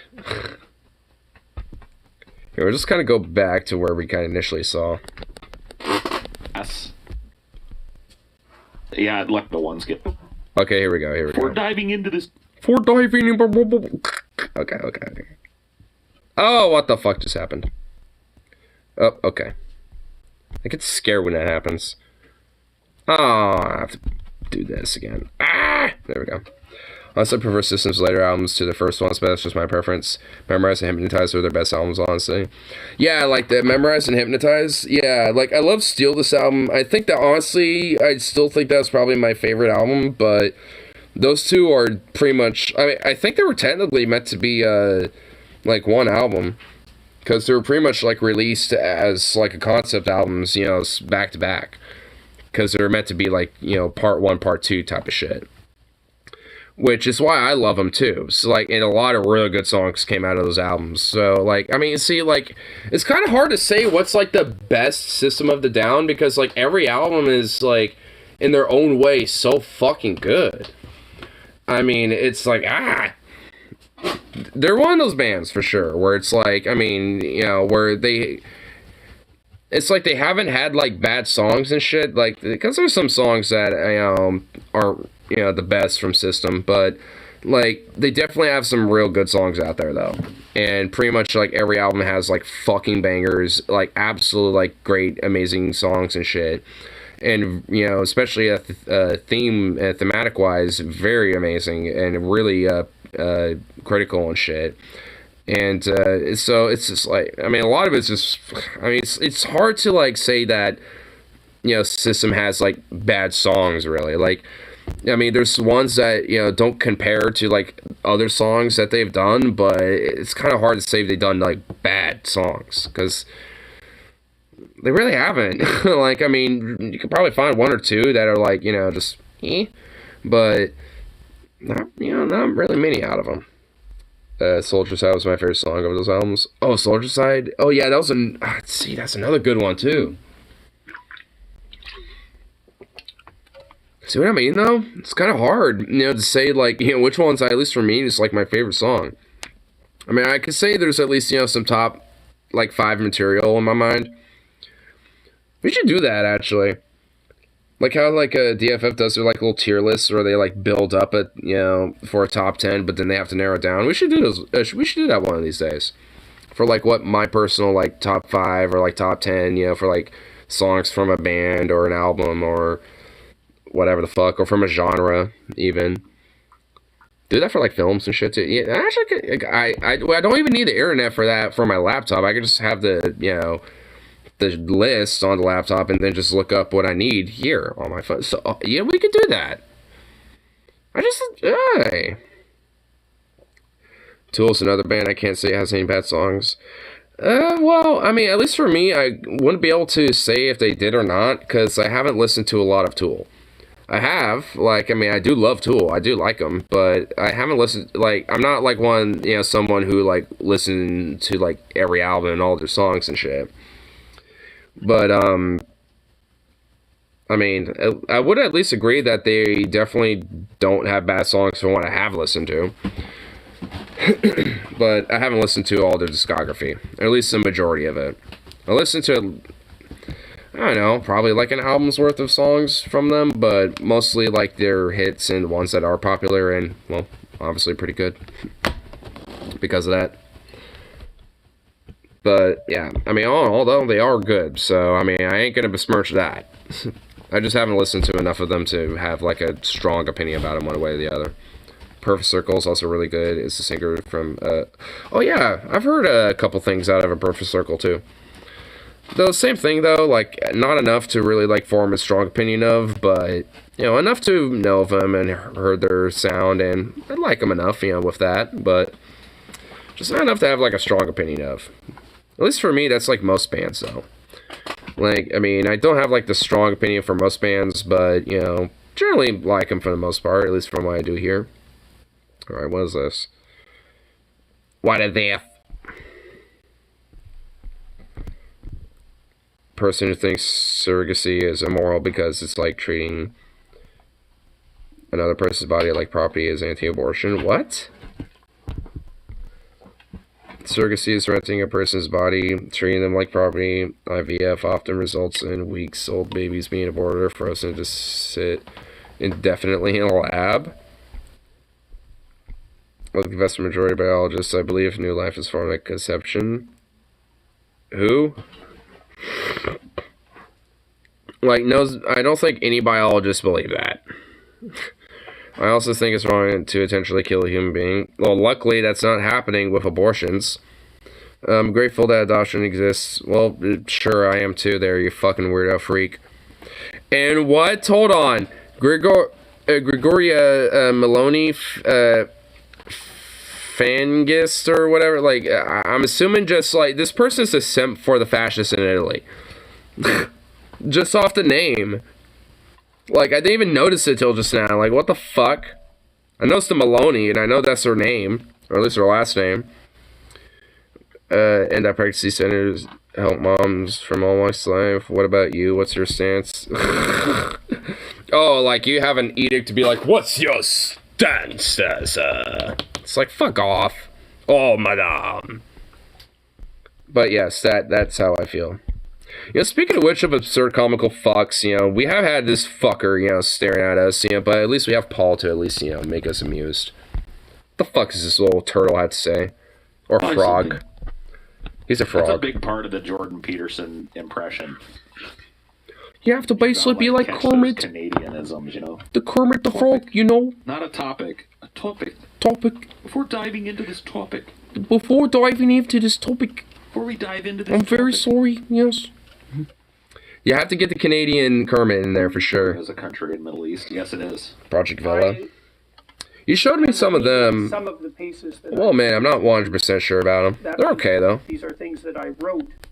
The reason I'm doing that rather than speaking extemporaneously is because now and then, if I'm pushing myself to the limits of my conceptual ability, I have to choose my words with the undue care that writing allows. What? He's pushing. What did he say? Pushing his. What? Yeah. Well, yeah. You're. What is he? I can't answer that, Paul. What is he doing? He's pushing his cognitive limbic system to the maximum because of the writing that he's I doing. gotta hear that again, man. I gotta hear that whole thing. If I'm pushing myself to the limits of my conceptual ability, Pushing his limits of his conceptual abilities. Of his conceptual ability. So I guess he's just gonna read an article.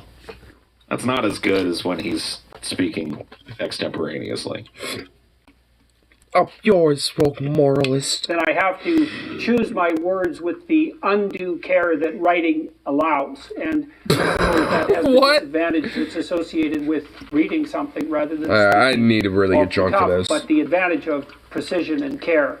So today I'm going to read a piece that I entitled, Why Twitter is Insane.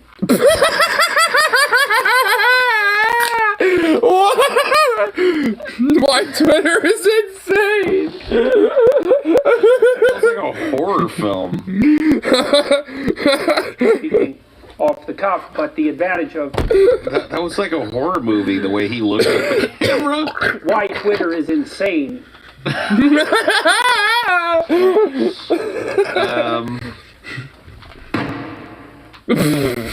It is often said that social media is driving us. What the fuck, dude? Individually and collectively. I mean, I'm pretty sure that's. When he's right, he's right. You know what I mean? I mean, Twitter is insane. I can't disagree with him with that. But when he's correct, he is correct. I mean, a part of why it's insane is because you exist, you fucking freako, mongoloidal, benzo-addicted fucking freak, Jordan Peterson. He might be correct. Is this true? And if so, how and why? The eminent social psychologist Jonathan Haidt recently wrote a hard-hitting article showing that use of certain forms of social media, particularly by girls just entering adolescence, is directly and causally associated with higher rates of depression and depression-related symptoms since the early to mid 2010s. You know what's always funny to me about Jordan Peterson is like he's a psychiatrist, right? He's a psychiatrist. And he will, oftentimes in these talks and stuff, he will cite some new study that's happening, but for some reason he chooses to ignore every study that has to do with trans people. Like he just Well, because that's like woke, moralistic, fucking, like crusading, you know, against science, against reality. It's pseudoscience in his eyes. It's like some woke, feminist, moralistic, queer science in his eyes, and is thus invalid. That's why, Paul. He's a dude that's got probably what? Because he's a transphobic piece of shit. So, I don't know, in Canada, is it about the same as America? Like, or did he go to school in America? Because a PhD is going to be like, what, like 12 years of school? At least. Like 12 years of college? So not like 12 years of 10 to 12 school, I'd say. You know, kindergarten through... It's like, because 8 years is a bachelor's, and then it's like, what? After that, it's a PhD, then it's like a doctorate. High school, and then another further 12 years of education. And he never learned what cherry picking was? Or what, like, you know, gender is? Or what reality is? Along broadly similar lines, particularly with regard to Twitter and how its incentives are structured compared to those that characterize healthy human interactions. Yeah, you're limited to 240 characters, you fucking dingbat. Of course it's not gonna be like, you know, exactly, you know, the same, you know, fucking human interactionary shit, you fucking freak. Harmful pathology has recently been brought home. And it was even lesser than that. It was like 148 or some shit before then. As a consequence of those deliberations. A thought experiment. Imagine, for example, that you learned a particular pattern of communication in your family. One that when used on... Yeah, I mean, you're absolutely right, Coyote. This is him being butthurt about getting banned or getting censored or whatever on Twitter. It wasn't even banned or censored. Well, for one little dumbass tweet, but like all he had to do was just fucking take it down and his Twitter account would be back. Which I think he did at this point. Like, I think at this rate, I think his Twitter is back, if I remember correctly from what I've heard. Like, I mean, I'm not on Twitter anymore because I don't give a shit, but like, I mean, from my understanding, like, this son of a bitch, you know, pretty much just like, alright, I'll take it down. You know, after like all this fucking tirade roll bullshit. I mean, I don't know if he actually did or not, but I've heard that he did. I mean, if he didn't, at least he's still sticking to the gun with that. But if he didn't, then, well, he's a little fucking coward, little two-faced, hypocritical little bitch boy, like he always has been. Because he don't give a fuck. He's just there for the fucking, you know, to justify whatever it takes, you know, to just do this weird, moralistic, culture war, puritanical bullshit, Nazistic fucking shit that he does. And to just demonize and dehumanize fucking trans people and queer people. Primarily. I wouldn't be surprised if he honestly has these same positions about other fucking people, like minorities and shit. But he's definitely a lot more hush and hum about that type of shit. Which, you know, better be. Because I'd be curious about what those fucking ideas were, and he better keep his mouth shut if he wants to, not keep people, you know, from really tearing him a new one over that shit. Because, you know, he probably does. This motherfucker, you know, being nice and cuddly, you know, with a lot of these fucking far-right fascist type of motherfuckers and shit. Being a moralistic crusader, you know, on their side every step of the fucking way and shit. You know he fucking has these same ideas and shit. He's not as vocal about it, but he does. While claiming to be an atheist, but yet, you know, pushing, you know, the whole Christian, Judaic fucking society and shit. Right, aggressive resistance. By definition, the unusual method of communication you had been taught, one that did not generalize well to the broader social environment, would characterize you, at least as far as society is concerned, as insane. Now, let's ask, how does Twitter, like that... Because you are insane. ...family differ from the real world in how it requires us to communicate with each other? Why is this dude obsessed with pain? I don't know, man. There's something about Jordan Peterson, and to me, because this motherfucker is holding a lot of fucking pain in his own goddamn life. I mean, frankly, because that is true. That is a fucking fact about him. Because, like, he wouldn't be going to fucking Russia to be in a goddamn coma for a benzo addiction, while also being a major alcoholic and a chain smoker, too, at that, by the way. Which I guess, was another attempt. I guess he was also trying to cure that shit, too. Like, three birds with one stone, I guess. Because apparently he's not even really doing that shit either, which, frankly, you would be better if you're a chain-smoking alcoholic fucking shitbag, dude. Like, and he's also, like, this fucking, like, if you, especially even before he went to even, Russia for that, coma shit, like, if you looked at his fucking videos of him in his own room, like, oh, to clean your room, bucko, had a pretty disheveled looking room. I mean, it wasn't, like, terrible, but, like, and frankly, honestly, my room is a little worse, but, like, I mean, bitch, for someone who advocates that shit, you got no room to fucking talk. And he's still a motherfucker that advocates that type of shit. Because he's because he still is doing a weird self-help guru bullshit to a lot of weird, sad little white males that want to fucking, that have their own pain, whatever the fuck it is and shit. And, and basically just use that, and use whatever fucking moralistic, puritanical nonsense scapegoat that he has in his little holster and shit to have them just be the target for. Be like, hey, here's the reason why you feel the way you do, and here's why the pain that you have is there and shit. It's because of this. Do I have any, like, introspection or a little nuance in that? Just here, have a scapegoat. Have trans people, have a queer people as your scapegoat to fucking dehumanize and shit because you have a little pain in your own life, because I do. It's like this sad little sack of motherfucker. Like, this is, because that's what he is. It's like he's a sad little fuck that has, like, a bunch of fucking, pain in his own life and shit. Can't handle it and has to basically scapegoat everybody else, mainly Twitter and the fucking trans moralistic, people that he wants to cry about and shit over there, instead of looking in his own fucking life. Because the closest that he ever got to that was basically shutting himself down in a fucking coma to, help solve his problems. Because he wanted to fucking avoid it.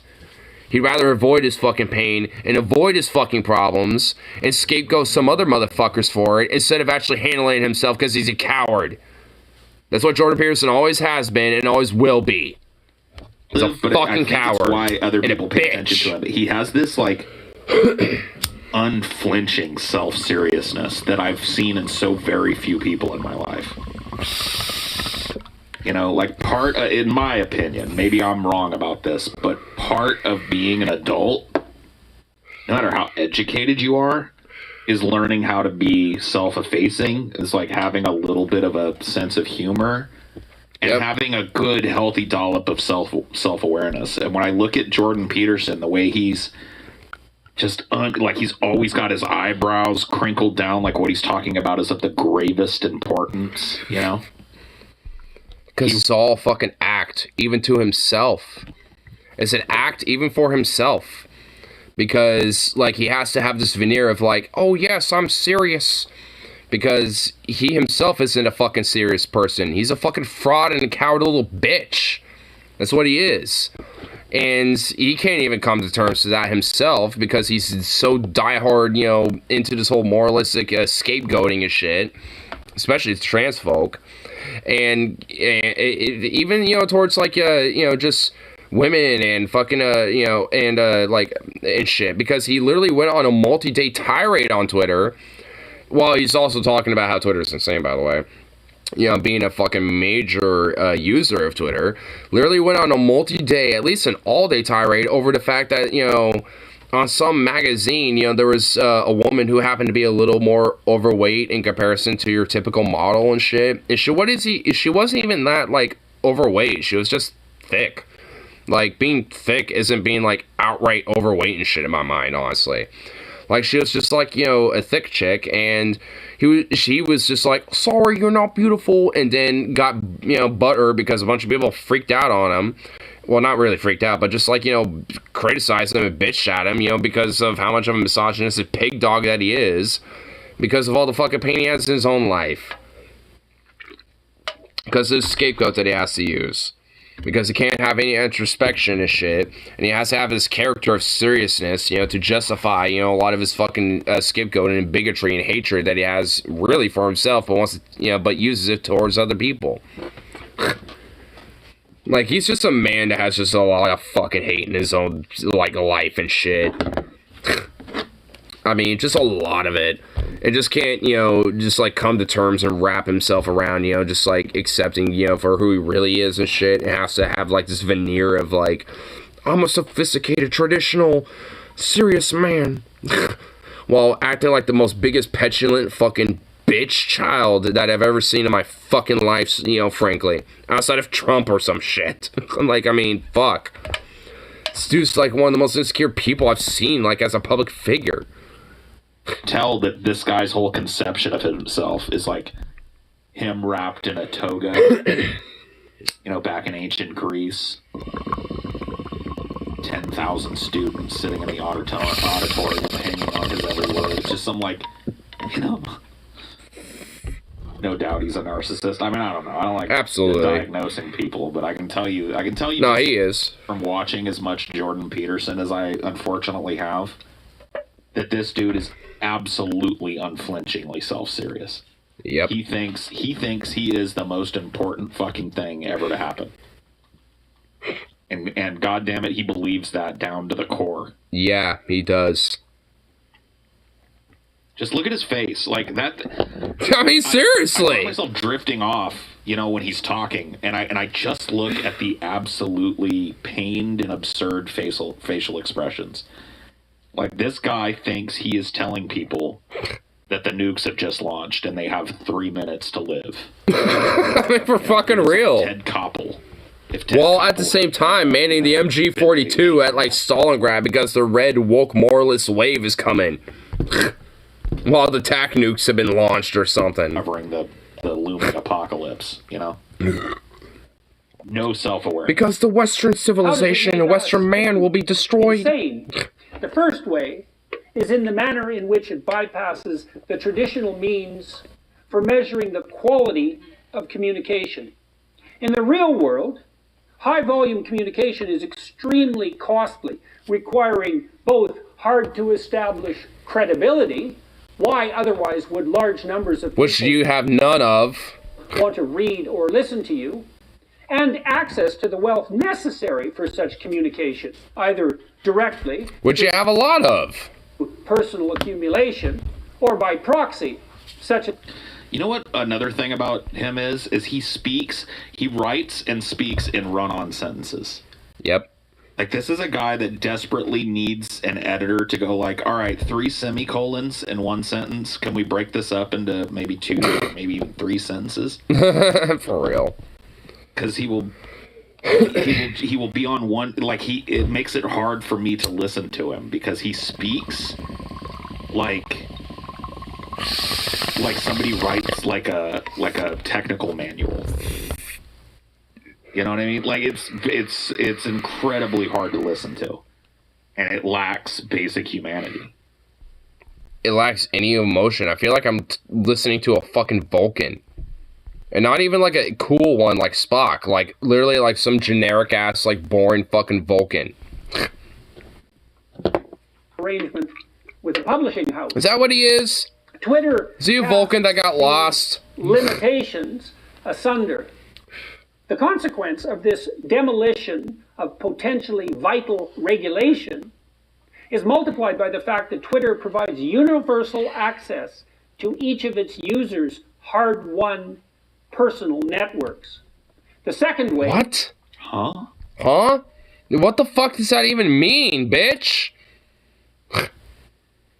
Like, you want to know what Twitter provides? It's like, hey, it's like, if you haven't been on here before, or at least haven't made an account yet, and make one, it just provides you, like, you know, a basic platform to just, like, say something, you know, within either a thread or just, like, you know, a singular, like, 240 character some tweet. And then from there, like, fucking... just, like, being able to, you know, like, have, you know, freedom of information and a conversation and shit, basically, in a lot of different ways and shit. As long as you abide by their TOS, like, I mean, it's just, like, one of many different fucking private social media platforms. Like, what the fuck are you talking about? That dude basically the same shit. Huh? Like, what? So wait a minute, but Just Twitter word is not a salad personal nonsense. network. Twitter is a public site where people can see who you follow and see who follows you, and people can retweet and reblog, whatever the fuck. Hey! Things Hey! like that's the whole point of Twitter. He's talking about Twitter like it's a private forum, and that everybody that disagrees with him has just invaded his private forum. That's what I take from that. His hard-won social network. Hard-won? If it's so hard-won, why would you put it out there on Twitter? Which is public. Build it in a public site. Make your own fucking website if you want to make it so hard-won, then, you fucking bitch. Which he probably does. How anyone, regardless of competence or social status, can comment to anyone else's entire network of followers merely by commenting. So what? That's literally called the public space, you fucking bitch. You fucking little pussy. That's called the fucking public space. Like, that's what, the whole idea of, like, having the public square is about, you little coward little bitch. Like, it's not about, like, this bitch wants to literally fucking cry about how, like, the woke moralists and all this other fucking shit, and the trans people, blah, blah, blah, blah, blah, and women, and how they all, and, like, these destroyers of Western man, or whatever the fuck, have their own little echo chambers, and he's bitching about how, oh, these people are invading my echo chamber. Like, go fuck yourself, you little coward little pussy bitch. You're a fucking pussy. Like, what? The latter posted. That same commenter, therefore, can access all those who have chosen to follow not them, but the target of their, say, insult and derision. Without so what? Again, part of the public space, you coward. Grow up. Grow some fucking balls, bitch. Competence necessary to have attracted such attention on their own. Okay, so yeah, this is him just mad. He's mad that Twitter allows people that don't have a huge fucking following, that aren't famous, to speak in a very direct way to people who are famous that choose to use the platform. Yep. Because he's a little bitch. He can't handle criticism from fucking people who he would consider fucking nobodies. He's talking about why Twitter is insane, but what we've heard so far out of him is just a litany of rich guy complaints. Yep. Why is it that some peon with 2 followers can reblog and say something derogatory to everyone who follows me? Hey. I'm just simply reposting something that I posted. Yeah. That's why Twitter's insane, because it allows the peasantry to comment on what the lords and ladies are saying. Yep. Yep, that's the reason why Twitter is insane. It's because, like, the common person, the serf, the peasant, can basically, say their opinion every now and then. And you know what? Yeah, there's a lot of people that happen to be serfs and peasants and the low commoners that happen to be pretty charismatic. And because of that, they might garner a little bit of following themselves. And even if they don't, might get a lot of likes and retweets anyway. Even if people don't follow them. I mean, fuck, when I was on Twitter, I had, like, my little moments of, that happening and shit. Where I think, like, I had, like, fucking 60 followers or some shit. Like, like, mostly just people who see me doing this shit. Or just, just people who see me on Twitter, basically. Or just people who would follow me back after I followed them or some shit. Like, I mean, in a lot of the ways, it's just like, I pretty much had, like, barely anybody following me and shit, but there was a lot of times where I'd get, like, at least a few hundred likes and, like, over, like, at least, like, 100 something retweets or something like that, and shit. And there's been a couple times where this happened. And so what? That's literally a part of the fucking platform. That's why it's designed that way. Like, it's because of that shit. And if you happen to have at least a little bit of a quip or a little charisma and shit, there's going to be every now and then where your shit blows up. I mean, fuck, there's been times where where I've had YouTube comments, like, that I've made, that I just make out and, just fucking, just kind of like, oh, I'm just going to make a comment and just post it, just not really think anything of it. And I come back the next day and it has like 1.4K likes and some shit. I'm like, what the fuck? I'm like, whoa. And I'm just like, where'd that come from? But it happens. Like, I mean, whether it's Twitter, YouTube, fucking Reddit, or Facebook, wherever the fuck it is, every now and then, if you make a comment when it's like a public forum, a public space, and whatever the fuck, every now and then you're gonna have shit that blows up because, you know, oh no, the lowly commonest serf has charisma and has a point that might be agreeable. No, we can't have this. It's only meant for the rich lords and ladies and the capital owners, you know, to be, you know, the ones that really have a point here. We can't have the commoners actually have things that people agree with and shit. Bah! Bah! That is absurd. Democratization of communication enables a parasitism completely divorced from... What? No, what? Excuse me? Democratization of communication... Like, what are you fucking, like, some alter ego, like Terran universe, like, fucking, like, Star Trekian Dr. Seuss? Like, oh, you know, the democratization of communication leads to the parasitization, or whatever the fuck. It's like, what are you saying? No.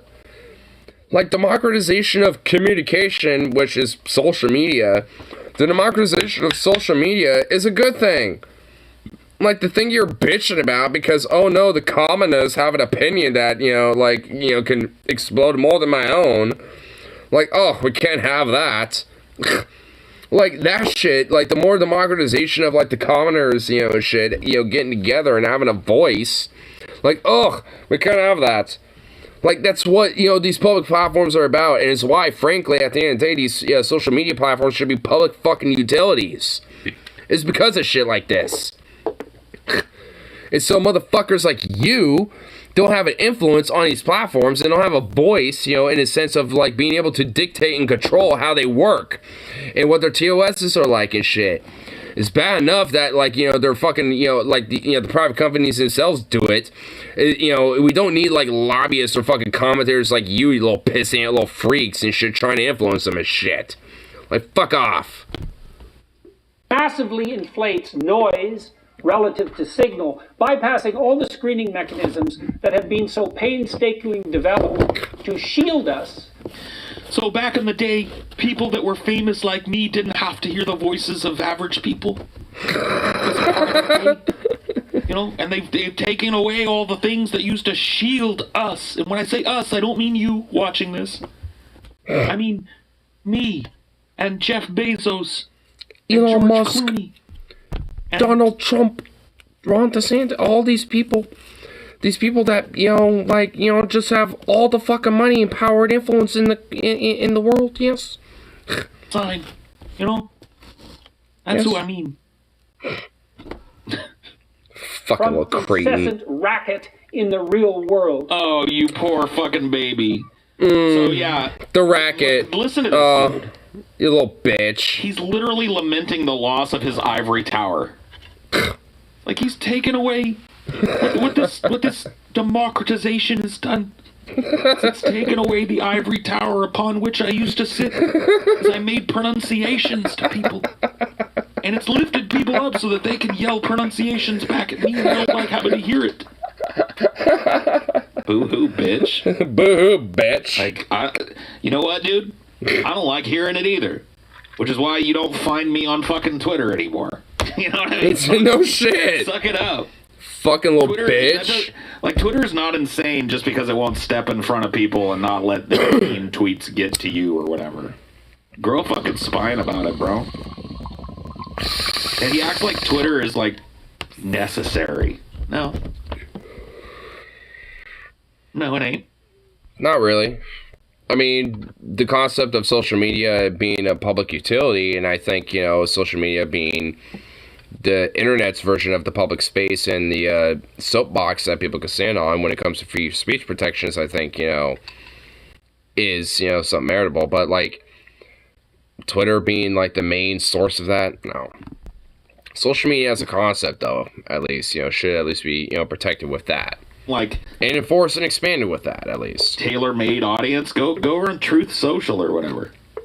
Or Rumble. Go get on Gab or whatever, where all the other fucking piece of shit, fucking pseudo-intellectual conservative people hang out. you're like he just thinks like once again we talked about it, he thinks that 12 years of school entitles him to nothing but respect, which it doesn't.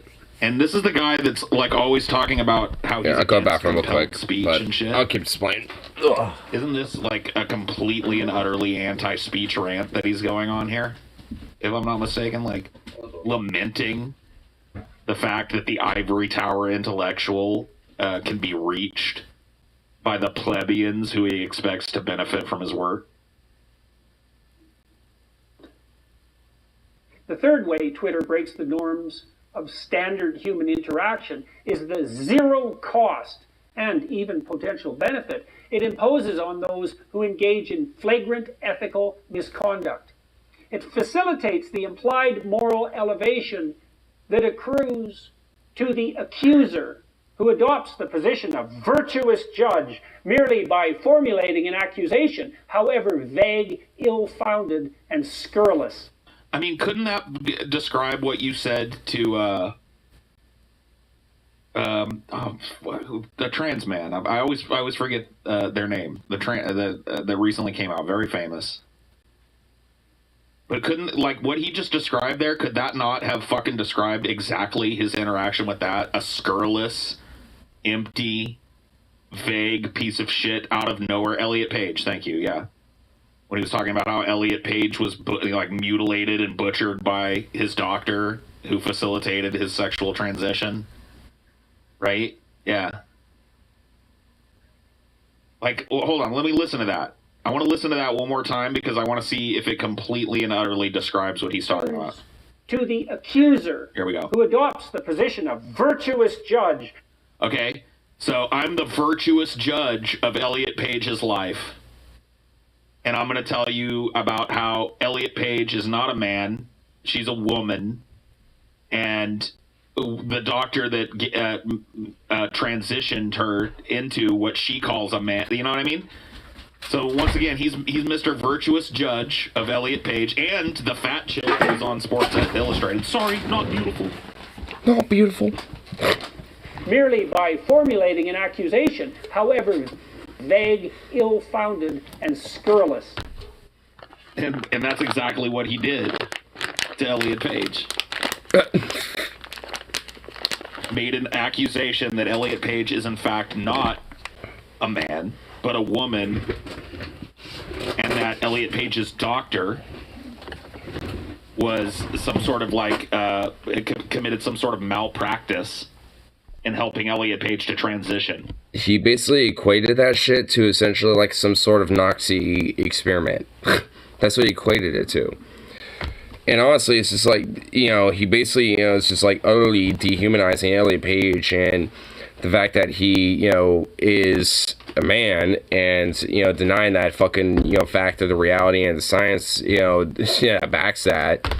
And essentially wants to equate that type of shit to like some sort of pseudoscience, like Nazi experimentational bullshit. While basically, you know, advocating for the dehumanization and basically did the same Nazistic shit, you know, that they fucking did. You know, but, you know, it's just scapegoating and projecting that shit, you know, towards like doctors and, you know, trans folk that, you know, have their transitions and shit.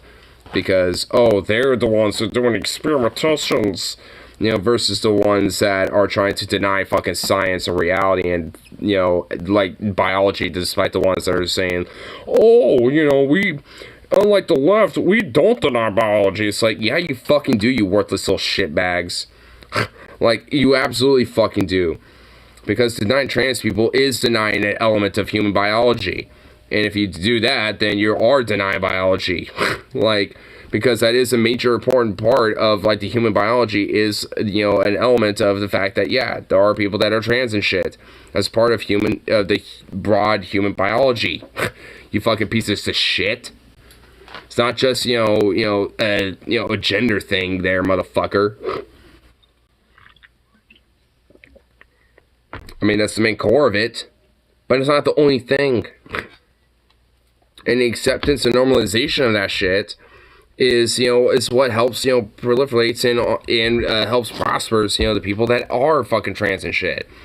Because what? Like, because what? Like, what do you think fucking dehumanizing them and fucking demonizing them is gonna do? What? Like, just essentially fucking create more suicidality, more fucking segregation, more discrimination, more hatred towards these fucking people for what? Because it fits against your fucking little narrative there, Peterson. Fits against your little mold of what reality ought to be. You little fucking Nazi, little rat, worm, little fuck, bitch. Vague, scurrilous fucking insinuation. See, this is what I'm talking about. Zero self-awareness. See, in his mind, nothing that's coming out of his mouth applies to him because he's in a different class of people than you. Yep. He's in a higher form of man.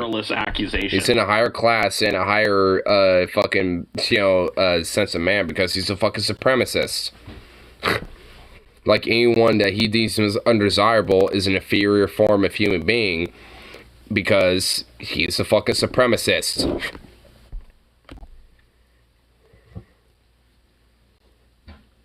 It's backed by the immense weight of his sheer and utter uncontrovertible brilliance. But when you do it, it's just the dirty, filthy, unwashed masses trying to reach up and sully the pure white robes of the intellectual. And their skin, too.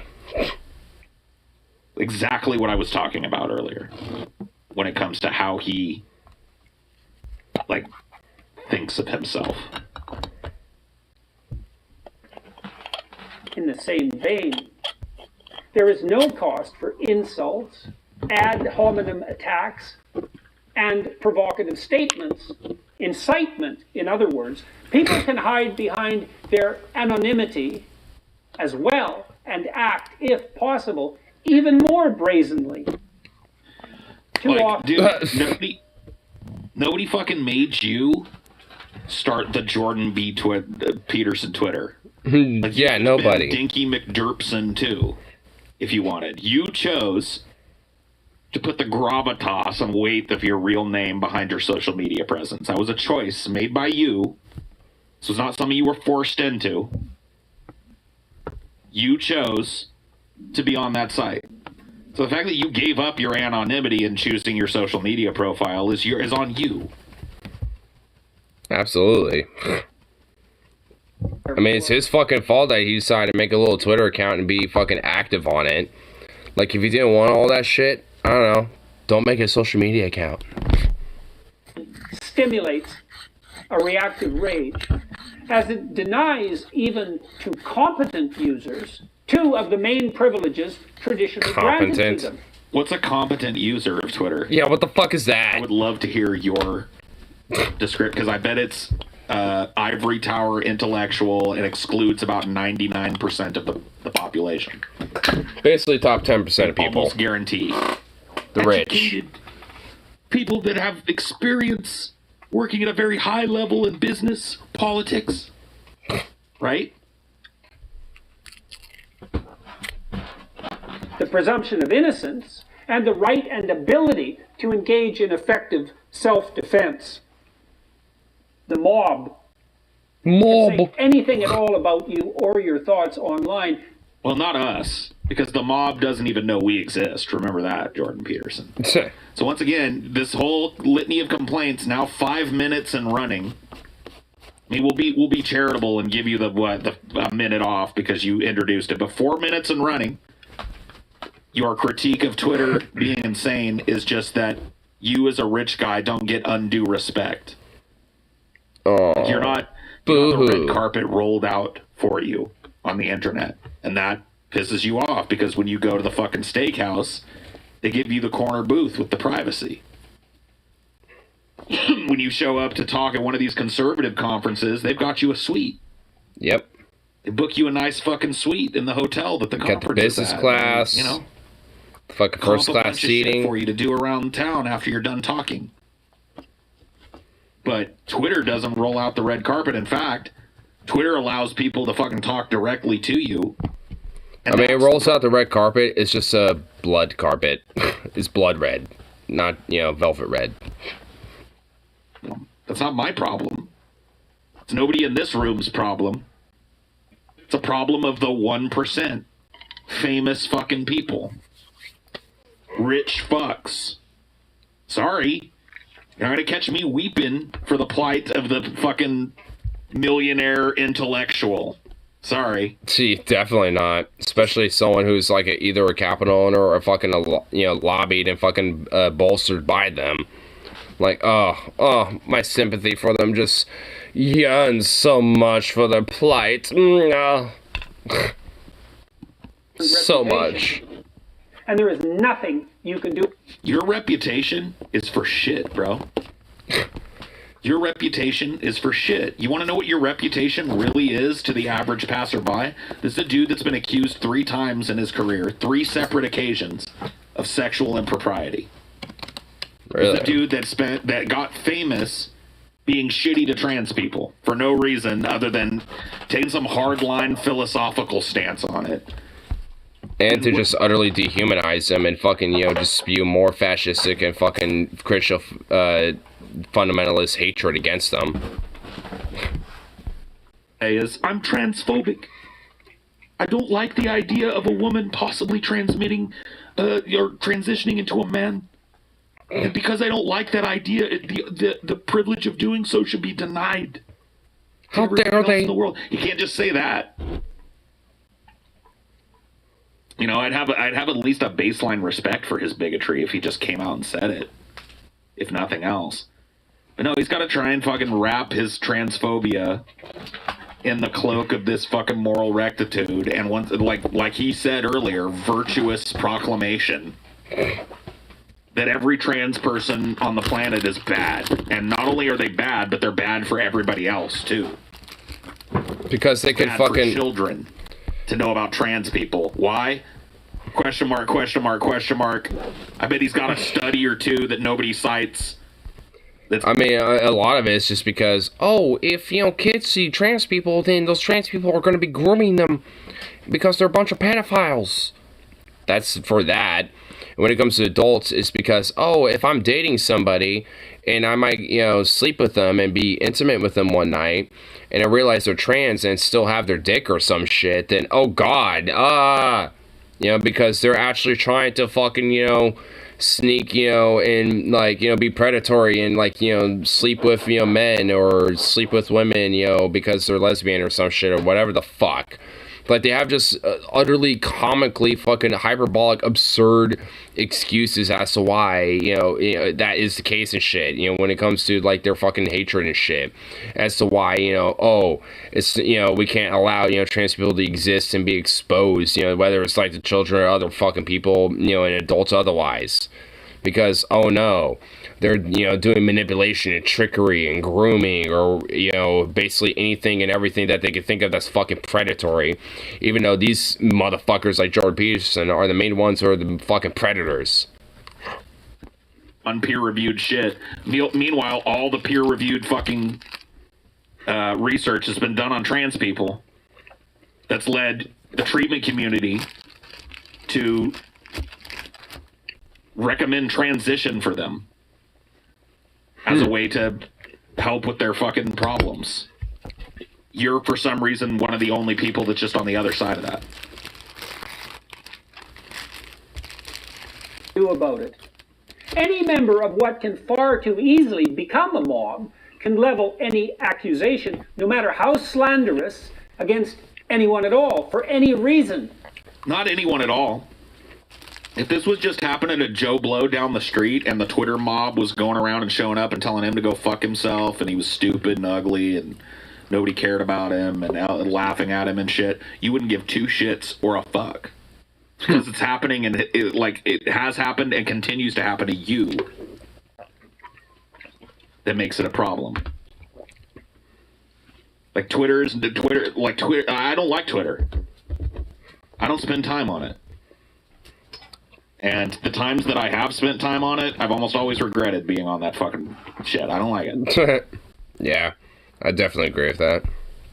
But I don't think it should change or conform to my expectations of it.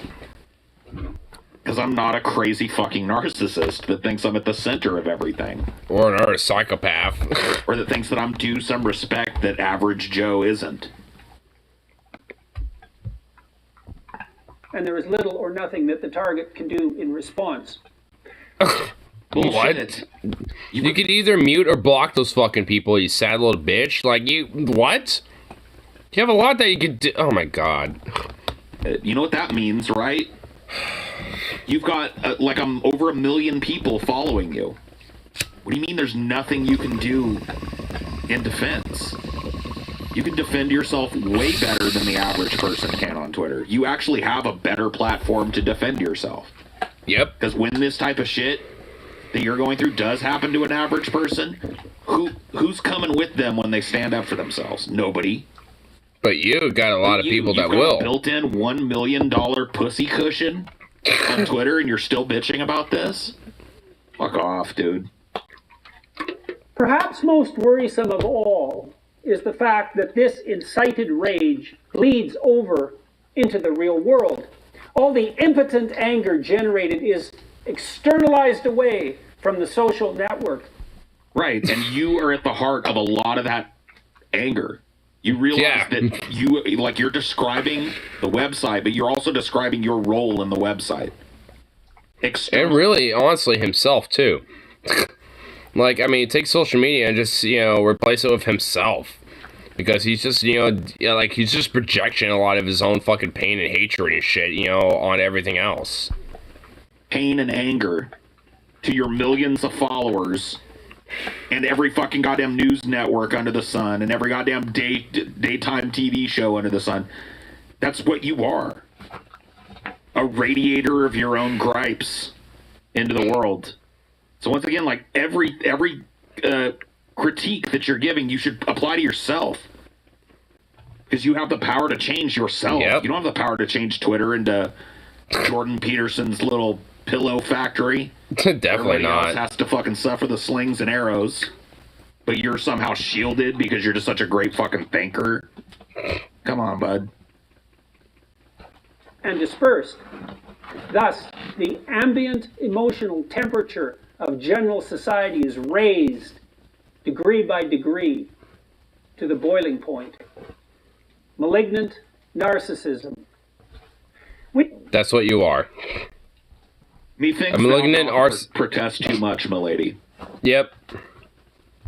Like, my God. Thou dost protest too much. Now, I'm no clinician, but the lack of self-awareness and self-centeredness that you've displayed just in this fucking 5-minute talk, that you're giving 6-minute talk, and I bet it goes on for at least like 20 minutes. would lead me to believe that you might have a diagnosis of malignant narcissist. Because that's pretty much exactly what he is. The way that you assume that... I mean, oh my God. Like, just fuck. I mean, man. Jordan Peterson, man. He really is, like, a fucking gauntlet in itself. Sukov, hey! Come on, bro. Don't do that. Ooh, that was a nice burp. But, like, goddamn. Like, it's Jordan Peterson. Like, he fucking, like, trains me, dude. Because of how much of a sad, insecure, just little fucking pansy bitch that he is. Like, he's just a little coward. He has to, like, use his own, pain and hatred for his own self. Project that onto, like, trans people, women, and, like, queer folk abroad. And just be like, oh, this is, the, source of, the problems of Western civilization crumbling and blah, blah, blah, blah, blah. Even though he, is just, like, he himself is, the reason why it's degrading. Is because of his fucking insecurities and his problems and his, like, his plight and shit. Being a rich little fucking bourgeois fuck. And being held accountable, every now and then. Social media and fucking, being challenged. And being fucking, just broadly, called out for what the fuck that he actually is. Goddamn hiccups. Boo. Go away, hiccups.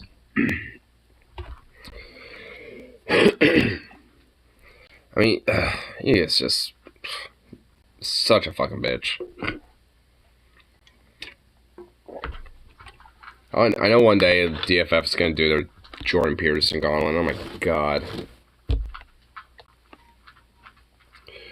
That will be something. But, nah. Honestly, I'm hungry as fuck. And that Jordan Peterson, like, took it the fuck out of me. Ugh. So, I'm gonna smoke this bowl and... and, yeah. Call it good for the rest of the night. All that fun shit.